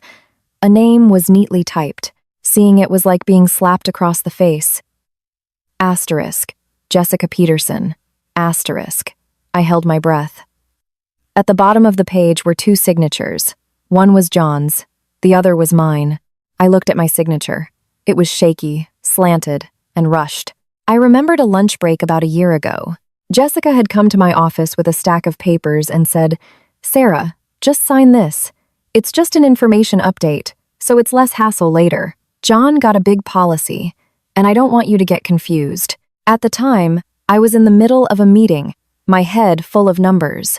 I had glanced at the words information update and signed. I signed it habitually, like I would sign an invoice. I didn't know I was signing away my claim. I put the addendum down on the desk. My hands were as cold as ice. The phrase creating a heavier cross was gone from my mind. All that was left was a very real, one-line thought. Asterisk, I was tricked. Asterisk, I didn't cry or scream. I just felt a wave of anger wash over me. But it wasn't a hot anger. It was cold. So cold that I just sat there, turned on my phone, and took pictures of every page of the addendum, saving them in 3 places: my computer, an external hard drive, and a temporary email account. I even photographed the staple marks and the serial number. I wanted to have proof if anyone later claimed the document was fake. I continued to check other documents, receipts, transaction histories, text messages. I opened our joint bank account. In the months leading up to the accident, There were several small transfers of $3,000, $5,000. The descriptions were vague: support, reimbursement, sent to brother. At the time, I had assumed John had many transactions for his projects and didn't pay attention. But looking at them now, it seemed like he was funding some plan. I opened John's closet drawer. In the pocket of a thick coat, I found a scrap of paper with a phone number on it. The last digit was missing, as if written in a hurry. Below it were the words Mr. Evans and a circle. I didn't know who Mr. Evans was, but I knew my dead husband had not been living a simple life. I sank to the floor, my back against the closet. The room was as quiet as paper. Hearing the distant sound of cars and the hum of the elevator, a scene flashed vividly in my mind.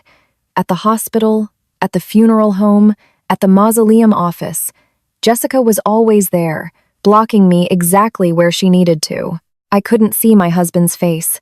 I couldn't be the first to hold his urn, and I couldn't have the documents. All I did was sign. I let out a dry laugh. I had never entrusted my salary to anyone else in my life, but I had handed over my entire fate to someone else. That evening, as Jessica had instructed, I went to see my mother-in-law, but I went with a different mindset. I bought a fruit basket and the sesame salt she liked to make everything seem normal. She was in the middle of her prayers when she saw me, turned off the recording, and took my hand. "Did you eat?" I kept my voice as gentle as possible. "Yes, Mom." She looked at me and sighed. "You're too thin.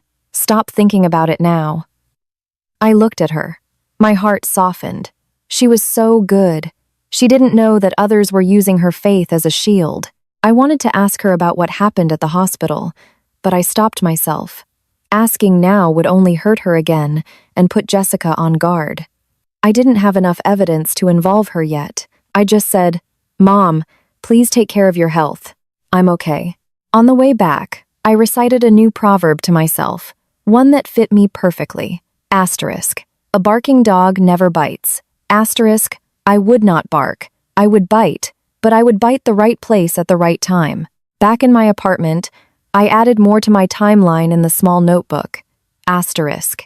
Insurance addendum discovered. Associated names. Irregular transfers. Asterisk. When I was done, I put the notebook in the evidence box and locked it.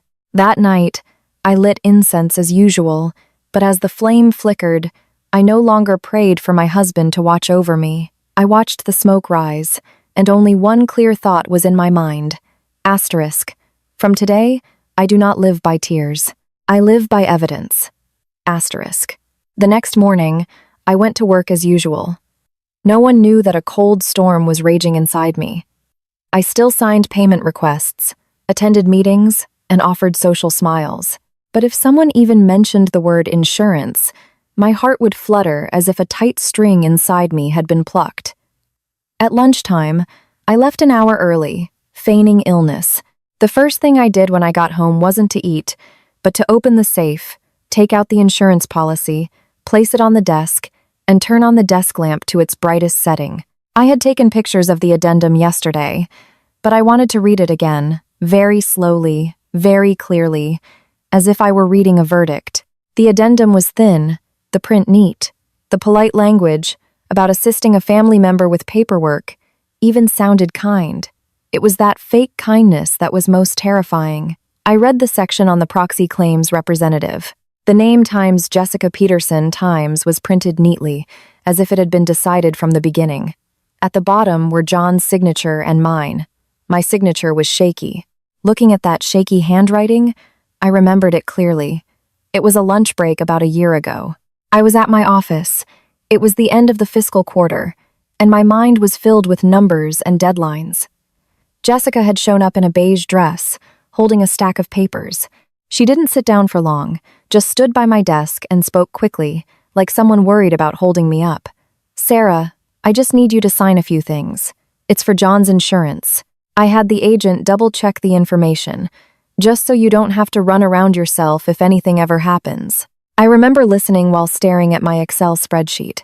I asked absently, "What am I signing?" She smiled. "Just an information update. I'm worried about you. We women need to have our paperwork in order to feel secure." I signed it like I would sign an invoice. When I finished, she folded the papers, put them in her bag, and patted my shoulder. Good. Take care of yourself, and don't work too late. That shoulder pat, in retrospect, feels colder than ice water. She never gave me a copy, never gave me time to read it carefully. And I, because I trusted her, because I was busy, because I thought we were family, had signed myself into a living hell. I sat there numbly. I wanted to slam my fist on the desk, to call Jessica right then and ask her what she took me for. But I held back. Anger would only reveal my weakness. I stood up, took out a piece of white paper, and wrote down a very specific question. Asterisk. Was the insurance paid out? If so, where did it go? Who submitted the claim? Who received it? Asterisk, I folded the paper and tucked it into my timeline notebook, not to forget, but to always remember the core issue. And then I did something else. I practiced acting weak. I felt ridiculous, but this was a war. To win, sometimes you have to play the role your opponent expects, to make them let their guard down. That afternoon, Jessica called again. I looked at the screen, took a deep breath, and then answered, Sarah, are you okay? Your voice sounds so weak lately. I sighed, lowering my voice. Yes, I'm just tired, Jessica. I keep waking up at night. Jessica's tone immediately softened. Of course, you're in mourning. How could you not be? Stop thinking useless thoughts. The dead are gone. I didn't argue. I made a small okay in a voice that sounded like I was about to cry. And at the very moment she thought I was lost in grief, I casually threw out a line. Jessica, I don't really understand all this insurance paperwork. If anything complicated comes up later, could I ask you for help? There was exactly one beat of silence on the other end.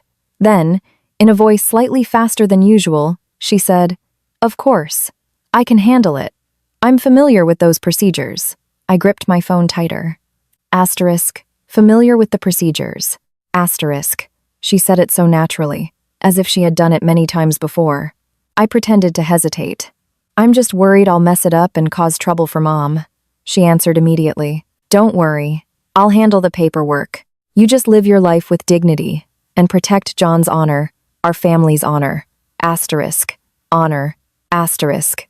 Again. Honor. Hearing that word, I repeated another one to myself. Asterisk. What honor is there in a fake death? Asterisk. But I swallowed the words and just said, okay. After hanging up, I sat without moving for several minutes. I could feel her confidence. She thought I was still the obedient daughter-in-law, still afraid of what people would say, still afraid of upsetting her mother, still afraid of being judged. And she was right. I was still afraid of upsetting her mother, but I was no longer afraid of her. That night, I logged back into John's bank account. The small transfers I had seen yesterday, I wrote down the dates, amounts, and descriptions on a piece of paper. I then cross-referenced them with his old travel schedule. The transfers mostly coincided with times he had claimed to be on business trips. I couldn't be sure they were related, but I knew it was a clue. I also checked John's email on an old laptop that was still logged in. It wasn't out of morbid curiosity. I searched for keywords. Asterisk insurance, document, proxy asterisk. I found a few confirmation emails that had been forwarded, and the timing matched exactly when Jessica had come to my office. I took screenshots and saved them. The more I looked, the more I realized I had been moved around like a pawn on a chessboard, and the person setting up the board was not alone. Late that night, my mother-in-law texted me, asterisk, are you asleep? Asterisk. Her texts were simple. Asterisk. Eat some porridge. I'm worried. Asterisk. Reading it, my heart melted. I replied, asterisk, yes, Mom, you get some rest too. Asterisk, I didn't dare say more. I just promised myself that when I finally overturned the chessboard, I would do it in a way that hurt her the least. Before I went to sleep, I opened the evidence box and placed the insurance addendum on top. I looked at my signature one more time and whispered to myself, Sarah, from now on, you will read everything before you sign, and you will always leave yourself a way out before you trust anyone. People say that cunning can't defeat honesty, but I don't think honesty means closing your eyes. I had experienced blind honesty once, and the price was burning incense for a living man for 5 months. I turned off the light and lay down. For the first time in many nights, I felt that my mind was no longer foggy. It was as clear as a balance sheet. Who had borrowed and who had lent, who had signed and who had kept, who had withdrawn. And once that sheet was drawn up, all that was left was the day of reckoning. On a dry afternoon, I visited my mother-in-law. The sunlight wasn't strong, but it made everything sharper, even the tired lines on a person's face. I didn't call ahead. I bought a fruit basket, some oatmeal I had prepared, and things she usually ate for her vegetarian diet, a bundle of spinach and some soft tofu. When the door opened, the smell of incense wafted out. She was sitting in an old wooden chair by her memorial table, a rosary in her hands. Hearing my voice, she turned. Her eyes lit up for a moment, then dimmed, like someone caught between longing and pain. "You're here, my child. Come in, come in. It's chilly out." I went inside, greeted her, and put down the things I had brought. Looking at her closely, I saw that the skin under her eyes was bruised. Her cheeks were hollow, and her shoulders seemed narrower than last month. She tried to maintain the serene composure of a devout woman, but the grief of losing a son was something that no amount of prayer could erase. "Have you eaten, Mom?" I asked in the gentlest voice I could manage. "I ate, but it was just putting food in my mouth." She smiled faintly, then looked at the things I had brought. "Why did you buy so much? You need to take care of yourself." I sat across from her. A cold teacup sat on the table. I poured her some hot water. My hands moved, but in my head, I was weighing every word. I knew that if I asked my next question clumsily, I could push her into a deep abyss. I didn't want her to break. I just wanted the truth. Did she know? I started with small talk. "Mom, I keep waking up at night. I keep thinking about that night at the hospital." The rosary in her hand slowed. She sighed and looked at the memorial table. I was in a daze that night, too. I nodded, then asked indirectly, "Did you hear what the doctor said clearly back then?" I was so out of it, I only heard bits and pieces. She shook her head, her eyes welling with tears. All I could see was Jessica. She was running around, and she told me the doctor said his condition was too severe to be seen. I believed her. An old woman like me. My mind was gone. I took her hand. It was cold, the veins prominent. I took a deep breath, trying to keep my voice steady, and asked, "Mom, I have to be honest. Did you ever think it was strange that I never got to see John's face for the last time?" She blinked. The rosary slipped from her hand, and she quickly snatched it up again, as if afraid of losing her anchor. She looked at me, her eyes quickly turning red. You're still thinking about that?" I didn't answer right away. I just looked at her for a long time. A guilty person, when questioned, will evade, deny vehemently, and try to change the subject. But my mother-in-law's eyes were filled with fear and apology. She was afraid for me, afraid I would have dark thoughts, and afraid of the karma she had always believed in. She said in a small voice, "I'm so sorry, my child. I was just afraid you would live with that trauma for the rest of your life. Jessica said the injuries were so bad. How could you live after seeing that? I was also afraid I wouldn't be able to bear it and would collapse." Hearing her apology, my throat tightened. I could clearly see that she wasn't lying. She was just a mother who had lost her son. She had simply believed the words that were fed to her. I pressed further, still indirectly, but closer to the core. "What about at the cremation? Did you see him then?" She shook her head and began to sob. She tried to hold it back, but the sound was muffled, as if blocked by a towel. "No, I didn't see him either." I turned my head. I just kept praying so I wouldn't collapse. I was too weak, my child. I squeezed her hand. A knot in my heart seemed to loosen. She really didn't know. She was just trapped in a framework of duty: don't cling, don't look, don't ask. And because that framework aligned so well with her faith, she had believed it without a shred of doubt. I changed the subject to the paperwork, still acting casual. "Mom, do you have any of the documents, like the death certificate or hospital papers?" She was startled and wiped her tears. "No," Jessica said they were too important to lose, so she would keep them all. "I don't know about those things. I just light the incense. I nodded. That answer was enough. If she were involved, she would have been evasive, but she wasn't. She was only concerned with her role, the incense and the duty. And because of that, she had become the beautiful coat that someone else wore to hide their evil deeds. I looked around the apartment. The kitchen was clean, the vegetarian pots were neat, and a small lotus vase sat on the memorial table. There were no signs of extravagance from someone who had come into a large sum of money. The home was as gentle, orderly, and even frugal as ever. I was more certain than ever that she was not the beneficiary. She looked at me and said in a trembling voice, "Don't think badly of Jessica. She lost her brother too. It must have been hard on her. She did so much. She must be tired." Hearing those words, my heart went cold. Asterisk. It must have been hard on her. Asterisk. Was it really hard? Or was she acting like it was hard? But I didn't rush to tear down that image in front of her mother.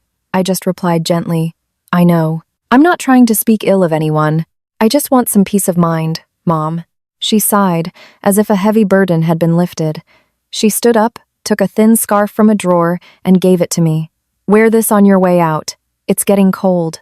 If you get sick, who will take care of you?" I took the scarf and looked at her. Her love was genuine and unconditional. In that moment, I realized one thing clearly. If I charged in recklessly, she would be the first to be hit by the shrapnel. I couldn't let a good person pay the price for a wicked one. I helped her tidy the kitchen, wash the spinach, and slice the tofu. As she worked, she spoke as if to soothe herself. The Lord teaches us that life is fleeting. People come and go. We must keep our hearts clean. I kept replying yes, but internally, I added another, very realistic and worldly phrase. Asterisk.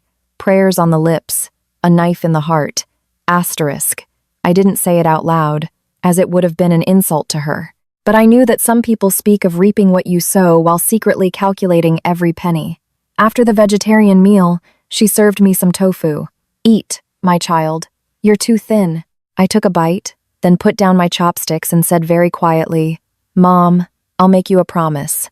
I will live with dignity. I won't make a scene, but you have to promise me something too.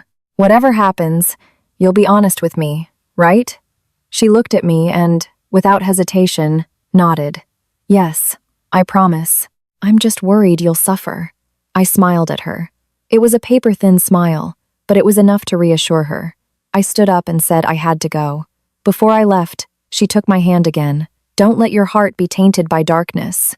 You reap what you sow." I bowed my head. "Yes, I'll remember that, Mom." Leaving her apartment, I walked slowly down the stairs. The dry sunlight still poured over the leaves on the street. I felt my mind was clearer than ever. I had confirmed one crucial thing. My mother-in-law was not the architect of this play. She was a pawn, her faith used as a shield, and once I separated the good person from the wicked, I was able to separate the weak parts of myself too. I no longer confused love with blindness. Because I loved her, I had to be even more clear-headed. I got in my car, fastened my seatbelt, and stared straight ahead. There were no more floating questions in my mind. Only a quiet, firm decision, like a final audit report. From today, every step I take will not cause her to fall, but I will not let anyone else use her as a talisman either. I didn't go straight home. I stopped at a small lakeside cafe and sat in a corner with my back to the wall. It was a professional habit to always sit where I could see the entrance, but today, it felt even more necessary. I opened my phone and looked at the picture from the Patterson Alley and the name Times Jessica Peterson Times on the insurance addendum I had saved. When I placed them side by side, it was no longer a shock. It was a picture slowly coming into focus. I knew that to win, I had to move in the right order. I couldn't fumble around in the dark by myself, and I couldn't ask anyone I knew for help. New York is a small world. If I asked this person for help today, it would reach that person's ear tomorrow, and before I knew it, it would reach Jessica's. Someone who could stage a death, would be skilled at erasing their tracks. I needed someone who worked not with emotion, but with professionalism. I searched online for private investigator services. I scrolled past most of the vague ads, choosing one with a clear address, a list of services, and a confidentiality clause. After about 30 minutes, I dialed a number. A calm, unhurried male voice answered. Davis Investigations. I didn't give a long explanation. I got straight to the point. I'd like to meet. It's a family matter that requires evidence. It's not about catching a cheating spouse. There was a brief pause on the other end, then a reply. Name a public place you're comfortable with. I chose a diner near a major avenue, a place ordinary enough not to attract attention and bright enough not to be suspicious. I arrived 10 minutes early. Mr. Davis arrived on time. He was well-built, wore a gray shirt, and had sharp eyes that he didn't flaunt. He didn't beat around the bush. What do you need? I opened my phone and showed him the picture. I need you to confirm this person's identity. I suspect he is my husband, who is legally deceased as of 5 months ago. Mr. Davis looked at the picture without raising an eyebrow. He just asked, "Do you have any definitive proof of identity?" I explained briefly. A scar on his left eye, a missing fingertip, his gait. I spoke like I was delivering a report, without tears. I then showed him a copy of the insurance addendum with Jessica Peterson's name and my signature. He looked at it, put his phone down, and asked again, "What kind of outcome are you looking for? Evidence for a conversation or evidence for legal action?" I replied instantly, "Legal action. I need to know what name he is living under, where, with whom, and most importantly, where the insurance money went." Mr. Davis nodded. Understood. But this involves documents and could be tied to the person who processed them. You need to decide how much secrecy you want to maintain. I looked him straight in the eye. I want complete confidentiality. Do not contact anyone I know. I need you to work independently. He jotted down a few notes in a small notebook, then spoke with the clarity of someone confirming contract terms. I'll need a clearer photo of his face, if you have one. The address where you tracked him, the motorcycle license plate, if you remember it, and all the insurance-related documents. We'll start with identity confirmation and then trace the flow of funds. I took a deep breath. I took an envelope from my bag. Inside was a printed photo, a copy of the insurance addendum, and a note with the alley address. I had memorized it carefully. I didn't give him the originals. I had promised myself not to put all my eggs in one basket. Please look at this. I want a preliminary report within 10 days. Mr. Davis looked at me and said, "You've been holding this in for a long time." I gave a bitter smile. I just want to know how I was deceived. He didn't ask any more questions. He just said, "Continue your life as usual. Don't act out of the ordinary. The more normal you are, the more they will let their guard down. When I have information, I will deliver it to you in the manner you prefer." I arranged to receive updates via a new, untraceable phone number and email, and to meet in person when he had documents. Before we parted, Mr. Davis said something short that I will remember forever. Remember, the best actors are the ones who make others believe they are worried about them. I got home after sunset. The apartment was still quiet. I changed my clothes, washed my face, and did what an obedient widow was supposed to do. I made a thin porridge, lit incense, and wiped the memorial table. I tried to maintain a calm breath, as if nothing had happened. My phone rang. It was Jessica. I looked at the screen and let it ring exactly 3 times before answering, not to be coy, but to create the image she wanted that I was tired and in a daze. "Sarah, were you sleeping? Why did you take so long to answer?" I sighed, lowering my voice. "Yes, I must have dozed off." She laughed. "See? I told you to take care of yourself. Oh, don't forget to come to Mom's for a vegetarian meal this weekend. She wants to see you." "Okay, I'll be there." Jessica was silent for a moment, then asked nonchalantly, "Have you been going out much lately? Don't go to crowded places. You'll just hear people talking nonsense." I answered as truthfully but as calculatedly as possible. "I just go to work and come straight home, Jessica. I don't have the energy for anything else." She gave a light, then added, "Leave any paperwork to me. Don't try to handle it yourself. Those places are complicated." I said okay. After hanging up, I stared at the dark screen. My heart grew colder. She was probing me. Her fear of me acting alone meant she knew that if I went to the right places, I would touch the right nerves. That night, I didn't call anyone. I just added another line to my timeline notebook. Asterisk Jessica probing about outings. Increased suspicion. Asterisk. When I was done, I put the notebook in the evidence box and locked it. For the next few days, I lived a double life.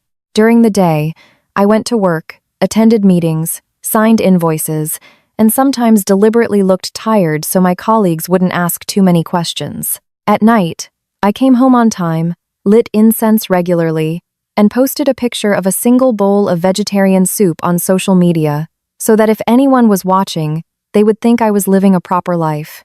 I hated doing it, but I knew this was a game where the other side had already set the board. I was just changing the rules of engagement. My mother-in-law would occasionally check in. "Are you sleeping well, my child?" I always answered gently, "Yes, I'm better now, Mom." I didn't want her to worry. If she worried, Jessica would find out, and everything would be ruined. On the 8th day, Mr. Davis sent a short email. Asterisk. Basic movements tracked. Name of intermediary expected soon. Asterisk. I read the message, and my heart pounded. I sat still for a few minutes before I could breathe properly again.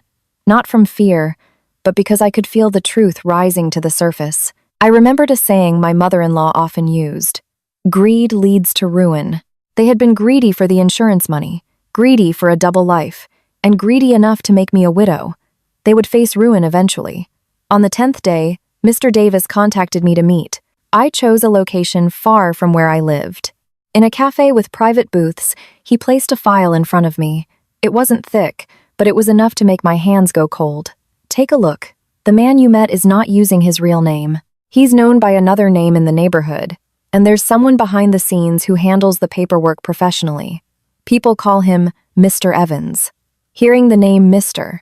Evans sent a chill down my spine. It matched the name on the memo I had found. Asterisk, Mr. Evans, and the circle. Asterisk. It was no longer a coincidence, Mr. Davis continued in his calm voice. I haven't dug deep into the hospital side yet, but there are signs that the death certificate was processed unusually quickly. The insurance money is being withdrawn in small cash increments through an intermediary account. I gripped my purse strap tightly. My nails dug into my palm, but I didn't feel the pain. I asked in a very low voice, "Whose name is on the intermediary account?" "Mr." Davis showed me a printed line of text, a name and an account number. It might not be the real owner. It could be a borrowed name, but if we trace it, we'll find the person pulling the strings. I stared at the text for a long time. There was no more hope in my heart that I might have been mistaken. Only the cruel truth. They had paved the path for the money long before they knew I would be a widow. I didn't cry or ask why. I just said, like someone writing a final audit report, "Please continue. I need enough documentation so that when this breaks, they won't be able to lift their heads." Mr. Davis nodded. "Understood. But remember, the closer you get to the truth, the more they might change their behavior. You need to be careful." I folded the file and put it back in my bag. Before leaving the cafe, I saw my reflection in a hallway mirror, and I realized my gaze was completely different from 5 months ago. It was no longer the look of a woman waiting for someone else's decision. It was the look of someone who had found a loose thread and was ready to pull the entire tapestry into the light. I stepped out onto the street. A sharp wind was blowing. I pulled my collar tighter, not because I was cold, but because I knew that from now on, every step I took had to be firm. If I let my guard down for even a moment, the actors would have time to clear the stage. But I had come this far. I would not allow myself to retreat. I didn't get home until it was completely dark. The cold white lights of the apartment hallway starkly illuminated the fatigue on my face. I entered my apartment, double-locked the door, and leaned against the wall for a few seconds, not to cry, but to bring my heart rate back to normal. I placed the file from Mr. Davis on the dining table. Under the yellow lamplight, the file didn't look very thick, but it felt as heavy as a stone in my hands. I poured a glass of warm water and took a sip before opening it. I was afraid my hands would shake, and I would drop the most important thing. Inside were photos of the man I had met at the grocery store, coming and going from that neighborhood in Patterson. A photo of him wheeling out a motorcycle, a photo of him buying things at a market, a photo of him holding a little boy on his way to school. It was so ordinary, it was humiliating. Humiliating not because he was alive, but because while he was living so peacefully, I had been burning incense for him. There was also a section on his movements, where he appeared on which days, what time he left the neighborhood, and what time he returned. Looking at those times, a chill ran down my spine. They were as regular as clockwork. It meant this double life was not an impulse, but a habit. The most crucial part was the flow of funds. Mr. Davis had printed out records of cash withdrawals in small increments, $2,000, $3,000, $5,000, from different ATMs, not all at once, but divided. It was as if they were trying to break a large stone into smaller pieces to hide in their pockets, so the bulge wouldn't be noticeable. I cross-referenced it with my timeline file. The withdrawal times coincided with the days Jessica had called me to go to church, to prepare for a memorial, to tell me not to overthink. I let out a bitter smile. While I was trying to be a devoted daughter-in-law, they were practicing how to launder money. On the investigator's notes page, the name Mr. Evans appeared several times. Mr. Davis had clearly noted that Mr. Evans was a professional document processor and had accompanied Jessica during several unclear administrative processes.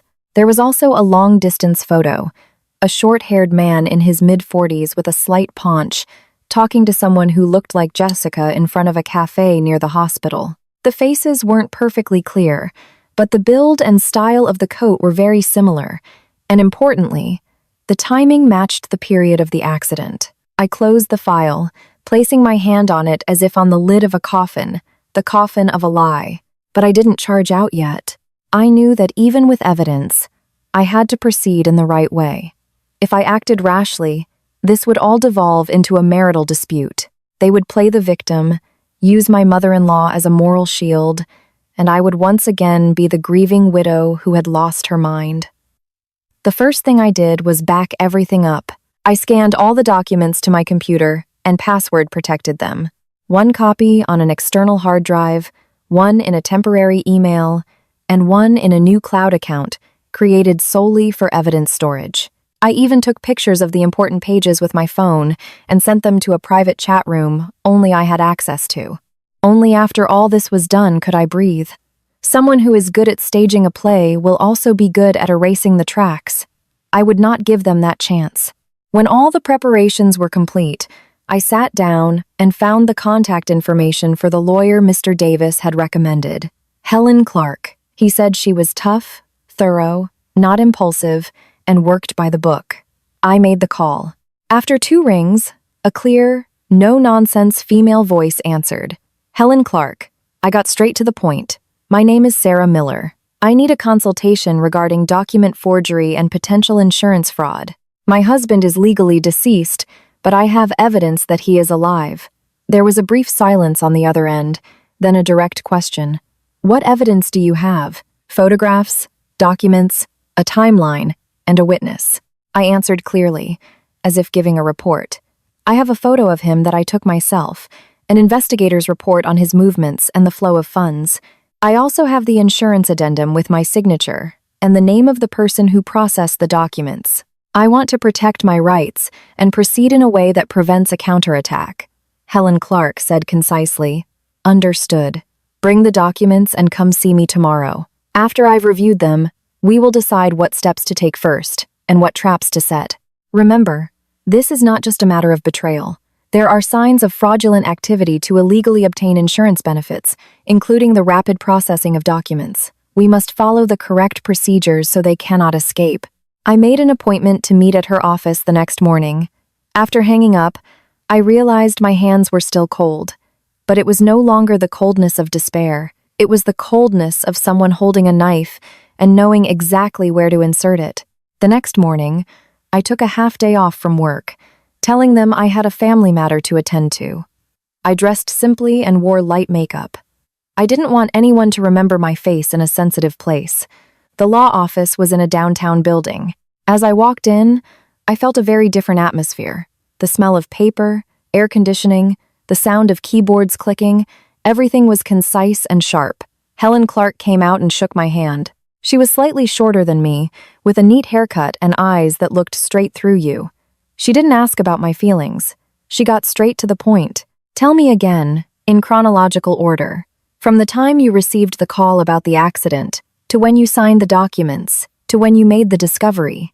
I handed her my timeline notebook and recounted the story, sticking to the facts without adding or omitting anything. I submitted copies of the insurance addendum and the investigator's report, clearly pointing out the name Mr. Evans and the correlation between the withdrawal amounts and the timing of Jessica's calls.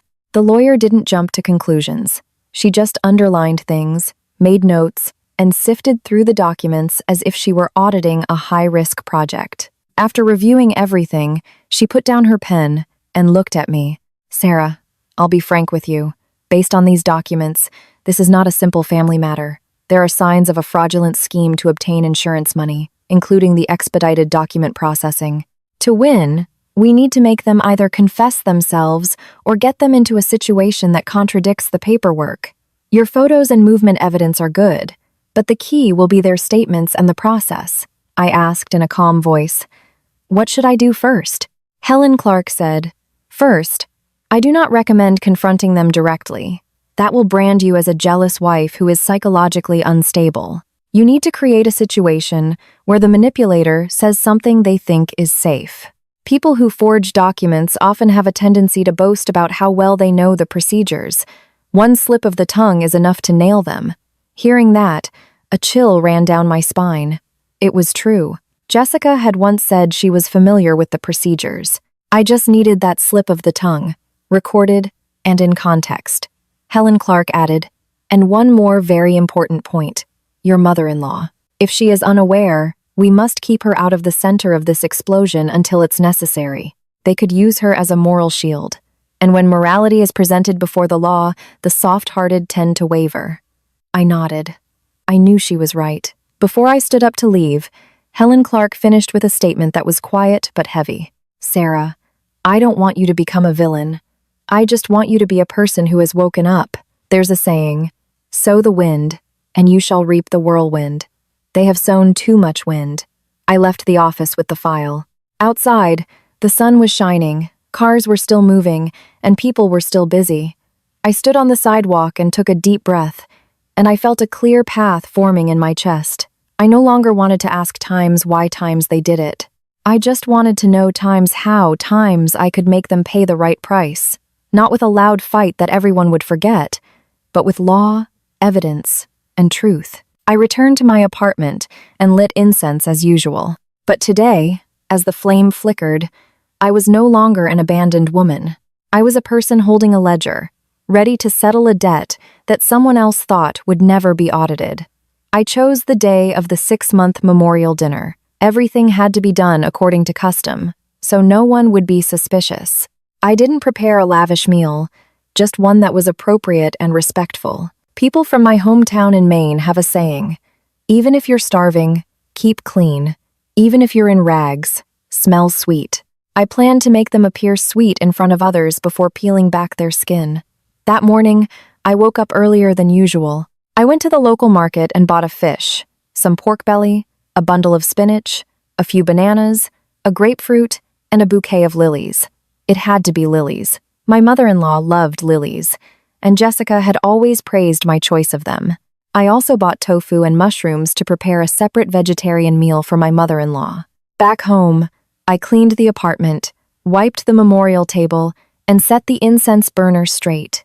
I lit one stick of incense early in the morning before starting to cook. The smell of braised fish filled the air. A pot simmered on the stove. The mushroom and tofu dish for my mother-in-law was made to her taste mild and not spicy. I deliberately did everything by the book so no one could find fault. While cooking, I quickly took care of the most important task. I took out a small, simple recording device that Helen Clark had recommended, one-button operation, with a battery that would last for hours. I hid it inside the lily vase, nestled between the stems, close to the body of the vase. From the outside, it was hidden by the leaves. I stepped back and looked at the entire setup, the memorial table and the dining table. Nothing looked out of place.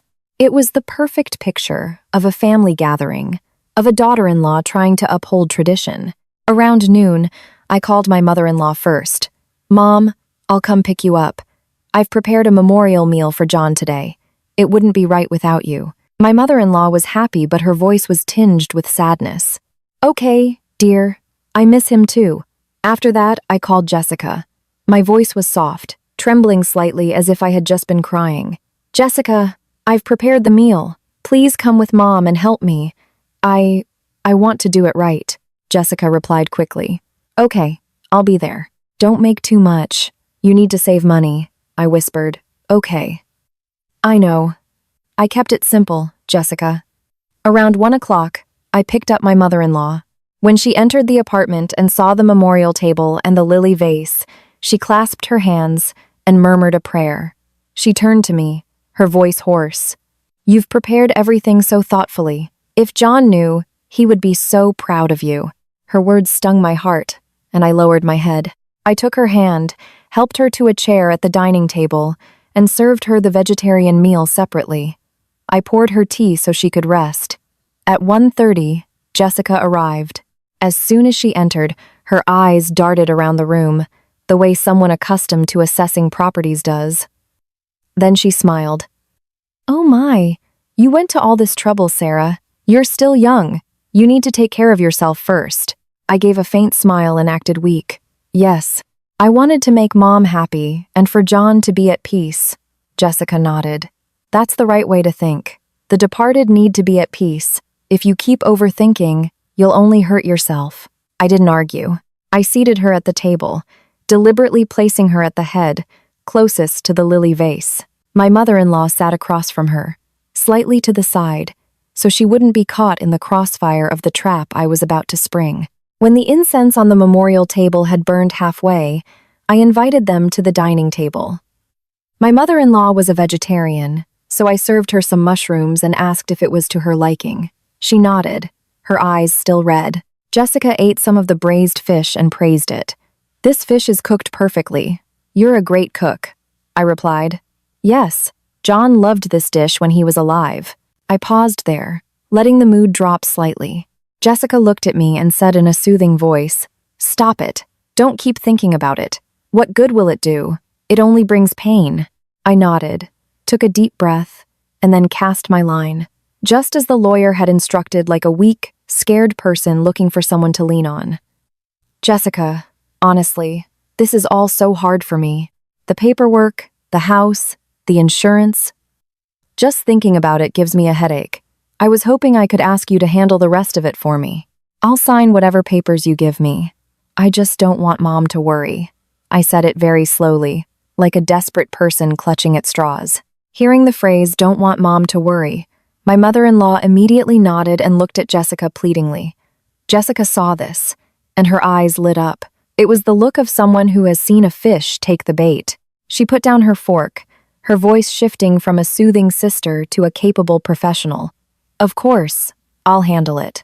I'm used to this kind of thing. If you leave it to me, I'll get it done quickly and cleanly. I lowered my head, pretending to cry. Jessica, can you really do it? If I go myself, they'll ask me all sorts of questions, and I'm afraid I won't know how to answer. Jessica smiled, as if showing off her skills. Oh, please. There are procedures for everything. I've handled so many things like this. You need someone who can handle the paperwork to get things done cleanly. I looked up, my eyes red from my act of crying. Someone who can handle the paperwork? What do you mean, Jessica? She paused slightly, but the words were already out. She glanced at her mother, then said quickly, Oh, I just mean it's faster if a professional does it. It would take you forever if you went yourself. I maintained an innocent expression and nodded. A professional? Is it the person you asked for help before? You mentioned someone was helping you. Jessica frowned very slightly, then smiled brightly. Why are you worrying about that? It's that Mr. Evans. He's a consultant who specializes in paperwork. I just asked him to speed things up. It's nothing. Asterisk, Mr. Evans. Asterisk. The moment she said the name, it felt like a stamp being slammed onto a document. All the threads in my mind pulled taut and then suddenly snapped into place. I couldn't show my excitement. I just made a small O and acted scared. So that Mr. Evans will handle everything? Jessica?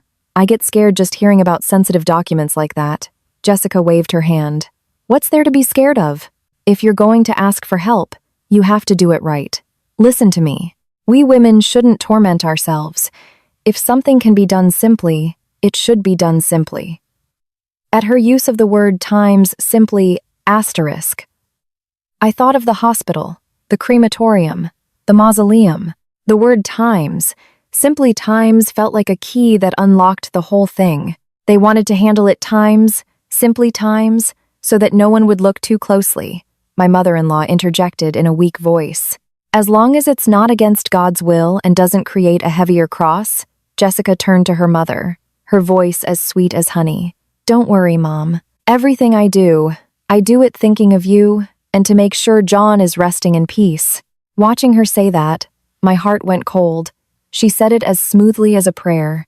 At that moment, I understood what prayers on the lips, a knife in the heart meant. I set one more trap to make her confirm her role. At the hospital, too, you handled the procedures so quickly.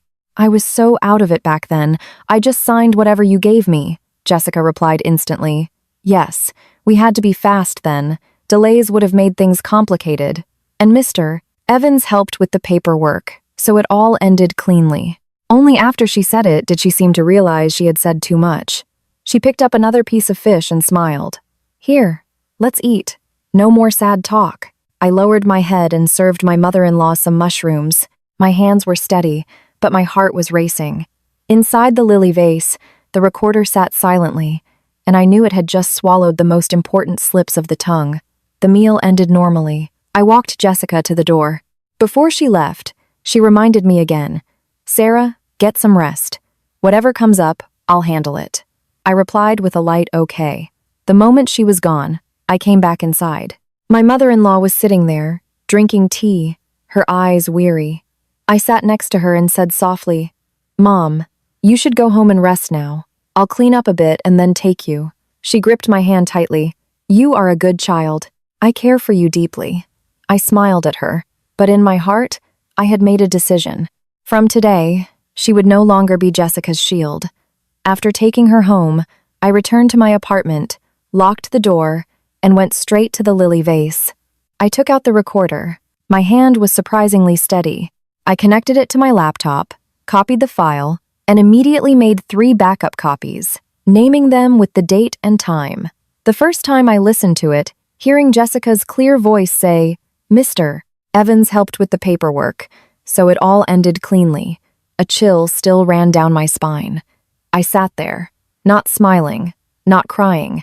I just felt like a person who had been handed the key to a lock. Now that I had the key, all that was left was to follow the lawyer's instructions for the final step. I opened my phone and sent a single text to Helen Clark. Asterisk, recording secured. Jessica mentioned Mr. Evans by name and said he helped with the paperwork, so it ended cleanly. Asterisk. After sending the message, I turned off the screen and looked out the window. The New York sky was unusually clear that night. The streetlights were yellow, and the wind was cool. I suddenly remembered a lullaby my mother used to sing. There is cause and effect in this world, and what is borrowed must be returned to keep things right. They had borrowed my honor, my money, and 5 months of my life. Now it was time for me to get it back. Not with curses, but with the truth. After sending the message to Helen Clark, I didn't contact anyone else. I did just one thing. I turned off all unnecessary lights, closed the door to the office, opened my laptop, and composed an email attaching the audio file, the photos from Patterson, the insurance policy, the timeline, and the investigator's summary of the money withdrawals. I wrote it like an audit report, concisely listing the source, timing, content, and related parties for each piece of evidence. Only after I had finished all this could I sit back in my chair. I thought I would be trembling, but I wasn't. I was strangely calm, perhaps because I had trembled enough over the past 5 months. I had no energy left for it. The next morning, Helen Clark called. Her voice was firm. Sarah, the audio file is enough. We're moving to the next stage. I will file a formal complaint with the attached evidence. Do not confront them alone. Once the authorities are involved, they will expose themselves. You just need to prepare yourself for their strong reaction. I said. I understand. I knew what a strong reaction meant. People who could stage a death could also stage tears, and they would spin a story about how I had lost my mind from grief. But there was one thing they had forgotten. I had evidence, and I was on the right path. That afternoon, the lawyer informed me that the complaint had been filed. I didn't ask which agency or what the procedure was. I knew that asking too many questions over the phone was risky. I just asked one important question. What do I need to do? Helen Clark replied, live as you normally would. The more ordinary, the better. And ensure your safety. If you feel anything is off, contact me.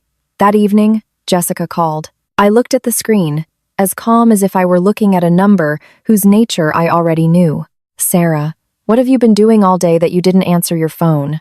Her voice was slightly sharp, but still masked in feigned concern. I sighed, my voice weak. I was just so tired, Jessica. I must have fallen asleep. Jessica was silent for a moment, then spoke quickly. Are you free tomorrow? I need to talk to you about the paperwork. The thing you asked me for help with. I knew she had sensed something. I whispered, okay. Let's talk after we have a vegetarian meal at Mom's place tomorrow. She said, but this was no longer soft. I could clearly hear the anxiety in her breath. Before hanging up, she added one more thing. Sarah, let me be honest with you. Don't listen to nonsense from other people. When someone is in mourning, people say a lot of useless things. I just replied, yes, I know. After hanging up, I leaned against the balcony and looked down at the street. The cars were still moving, people were still living, and I was standing on the precipice, right before the truth was about to burst forth like a broken dam. 2 days later, what I had been waiting for happened. During my lunch break, my mother-in-law called me. Her voice panicked. Sarah, Jessica said, she has to go somewhere this afternoon for some matter. Someone called her in. Do you know what's going on?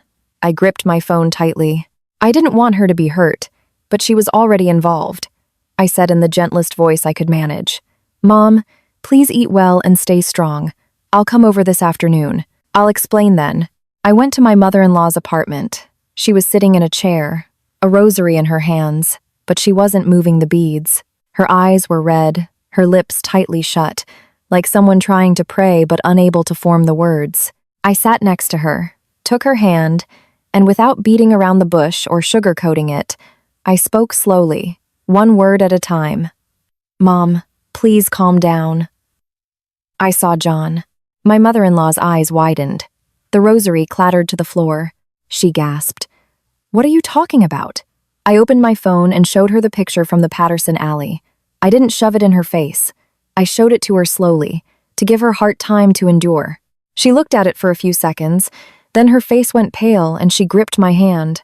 No, that can't be, I said in a very small voice. I didn't want to believe it either, but I followed him, and I have proof.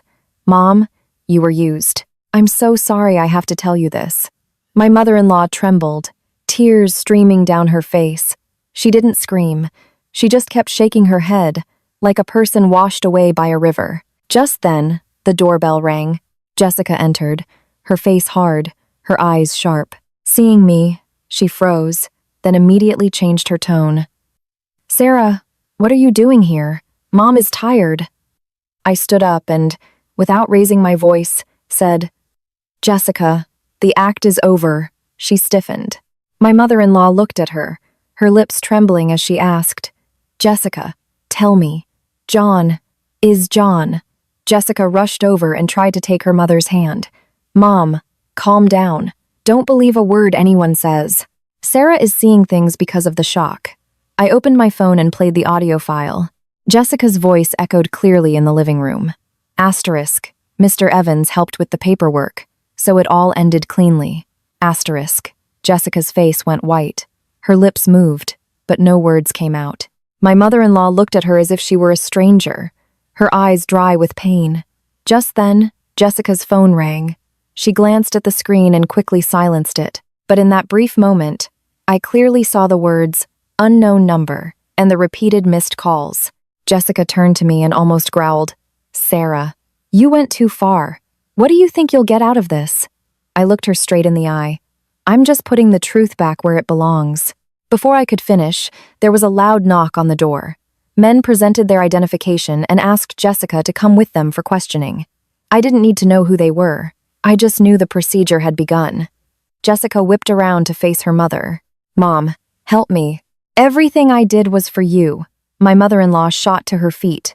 Her voice was hoarse but as solid as a tree. "You staged your brother's death for me? You made your sister-in-law offer prayers to the wrong person for me?" Jessica froze on the spot. They led her away. As she left, she looked back at me. Her gaze was a mixture of hatred and fear. I didn't look away. I used to be afraid of what people thought. Now, I was no longer afraid of the look in an actor's eyes. A few days later, I received a message from Helen Clark. They had summoned the man living under another name and were in the process of confirming his identity. Reading the message, my heart went cold, not from pain, but from the knowledge that the final moment had come. On the day of the confrontation in Patterson, I brought my mother-in-law with me. She had to see it with her own eyes to be free from her delusion. She sat in the car, clutching her rosary, but not moving the beads. Her eyes were fixed on the street outside the window. I didn't say much. Some pain only deepens with more words.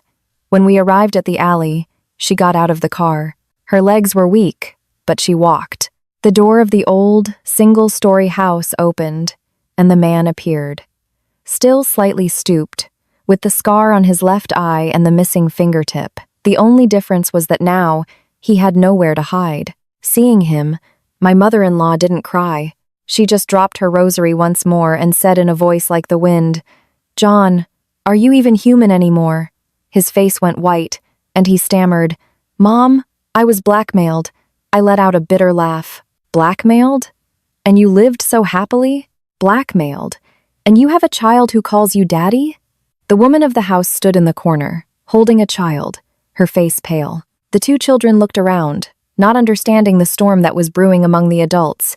I felt a pang of sympathy for the children, but I had no pity for the man who had brought this storm down on my head. My mother-in-law looked at her son and said in a low but heavy voice, "The Lord did not teach you to lie. You deceived your wife. You deceived your mother. Did you think you could get away with it?" He fell to his knees and cried, but I no longer believed his tears. I had cried real tears for him, but his were just the tears of fear from a trapped man. From that day on, it was no longer a story of duty. It became a story of documents, signatures, cash flows, and consequences. Mr. Evans was exposed, the insurance documents were re-examined, and the intermediary account was frozen. And Jessica, the sister who had been so capable at the funeral home, now had to answer questions about who directed the play, who benefited, who forged, and who paved the way. And I dismantled the memorial in my Brooklyn apartment, not out of hatred. I did it like a person filing a final report after settling a debt.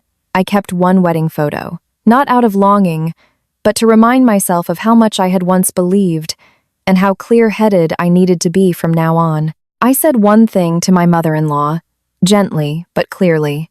"I did not destroy your faith, Mom. I just put the truth back in place so that others can't use the idea of reaping what you sow to cover up their sins."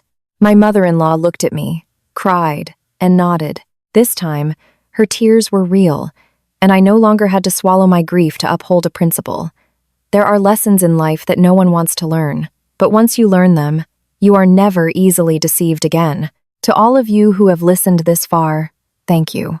Please remember this. It is good to trust people, but to trust blindly is to invite pain. It is noble to uphold principles, but you should never lose your rights in the process of upholding them.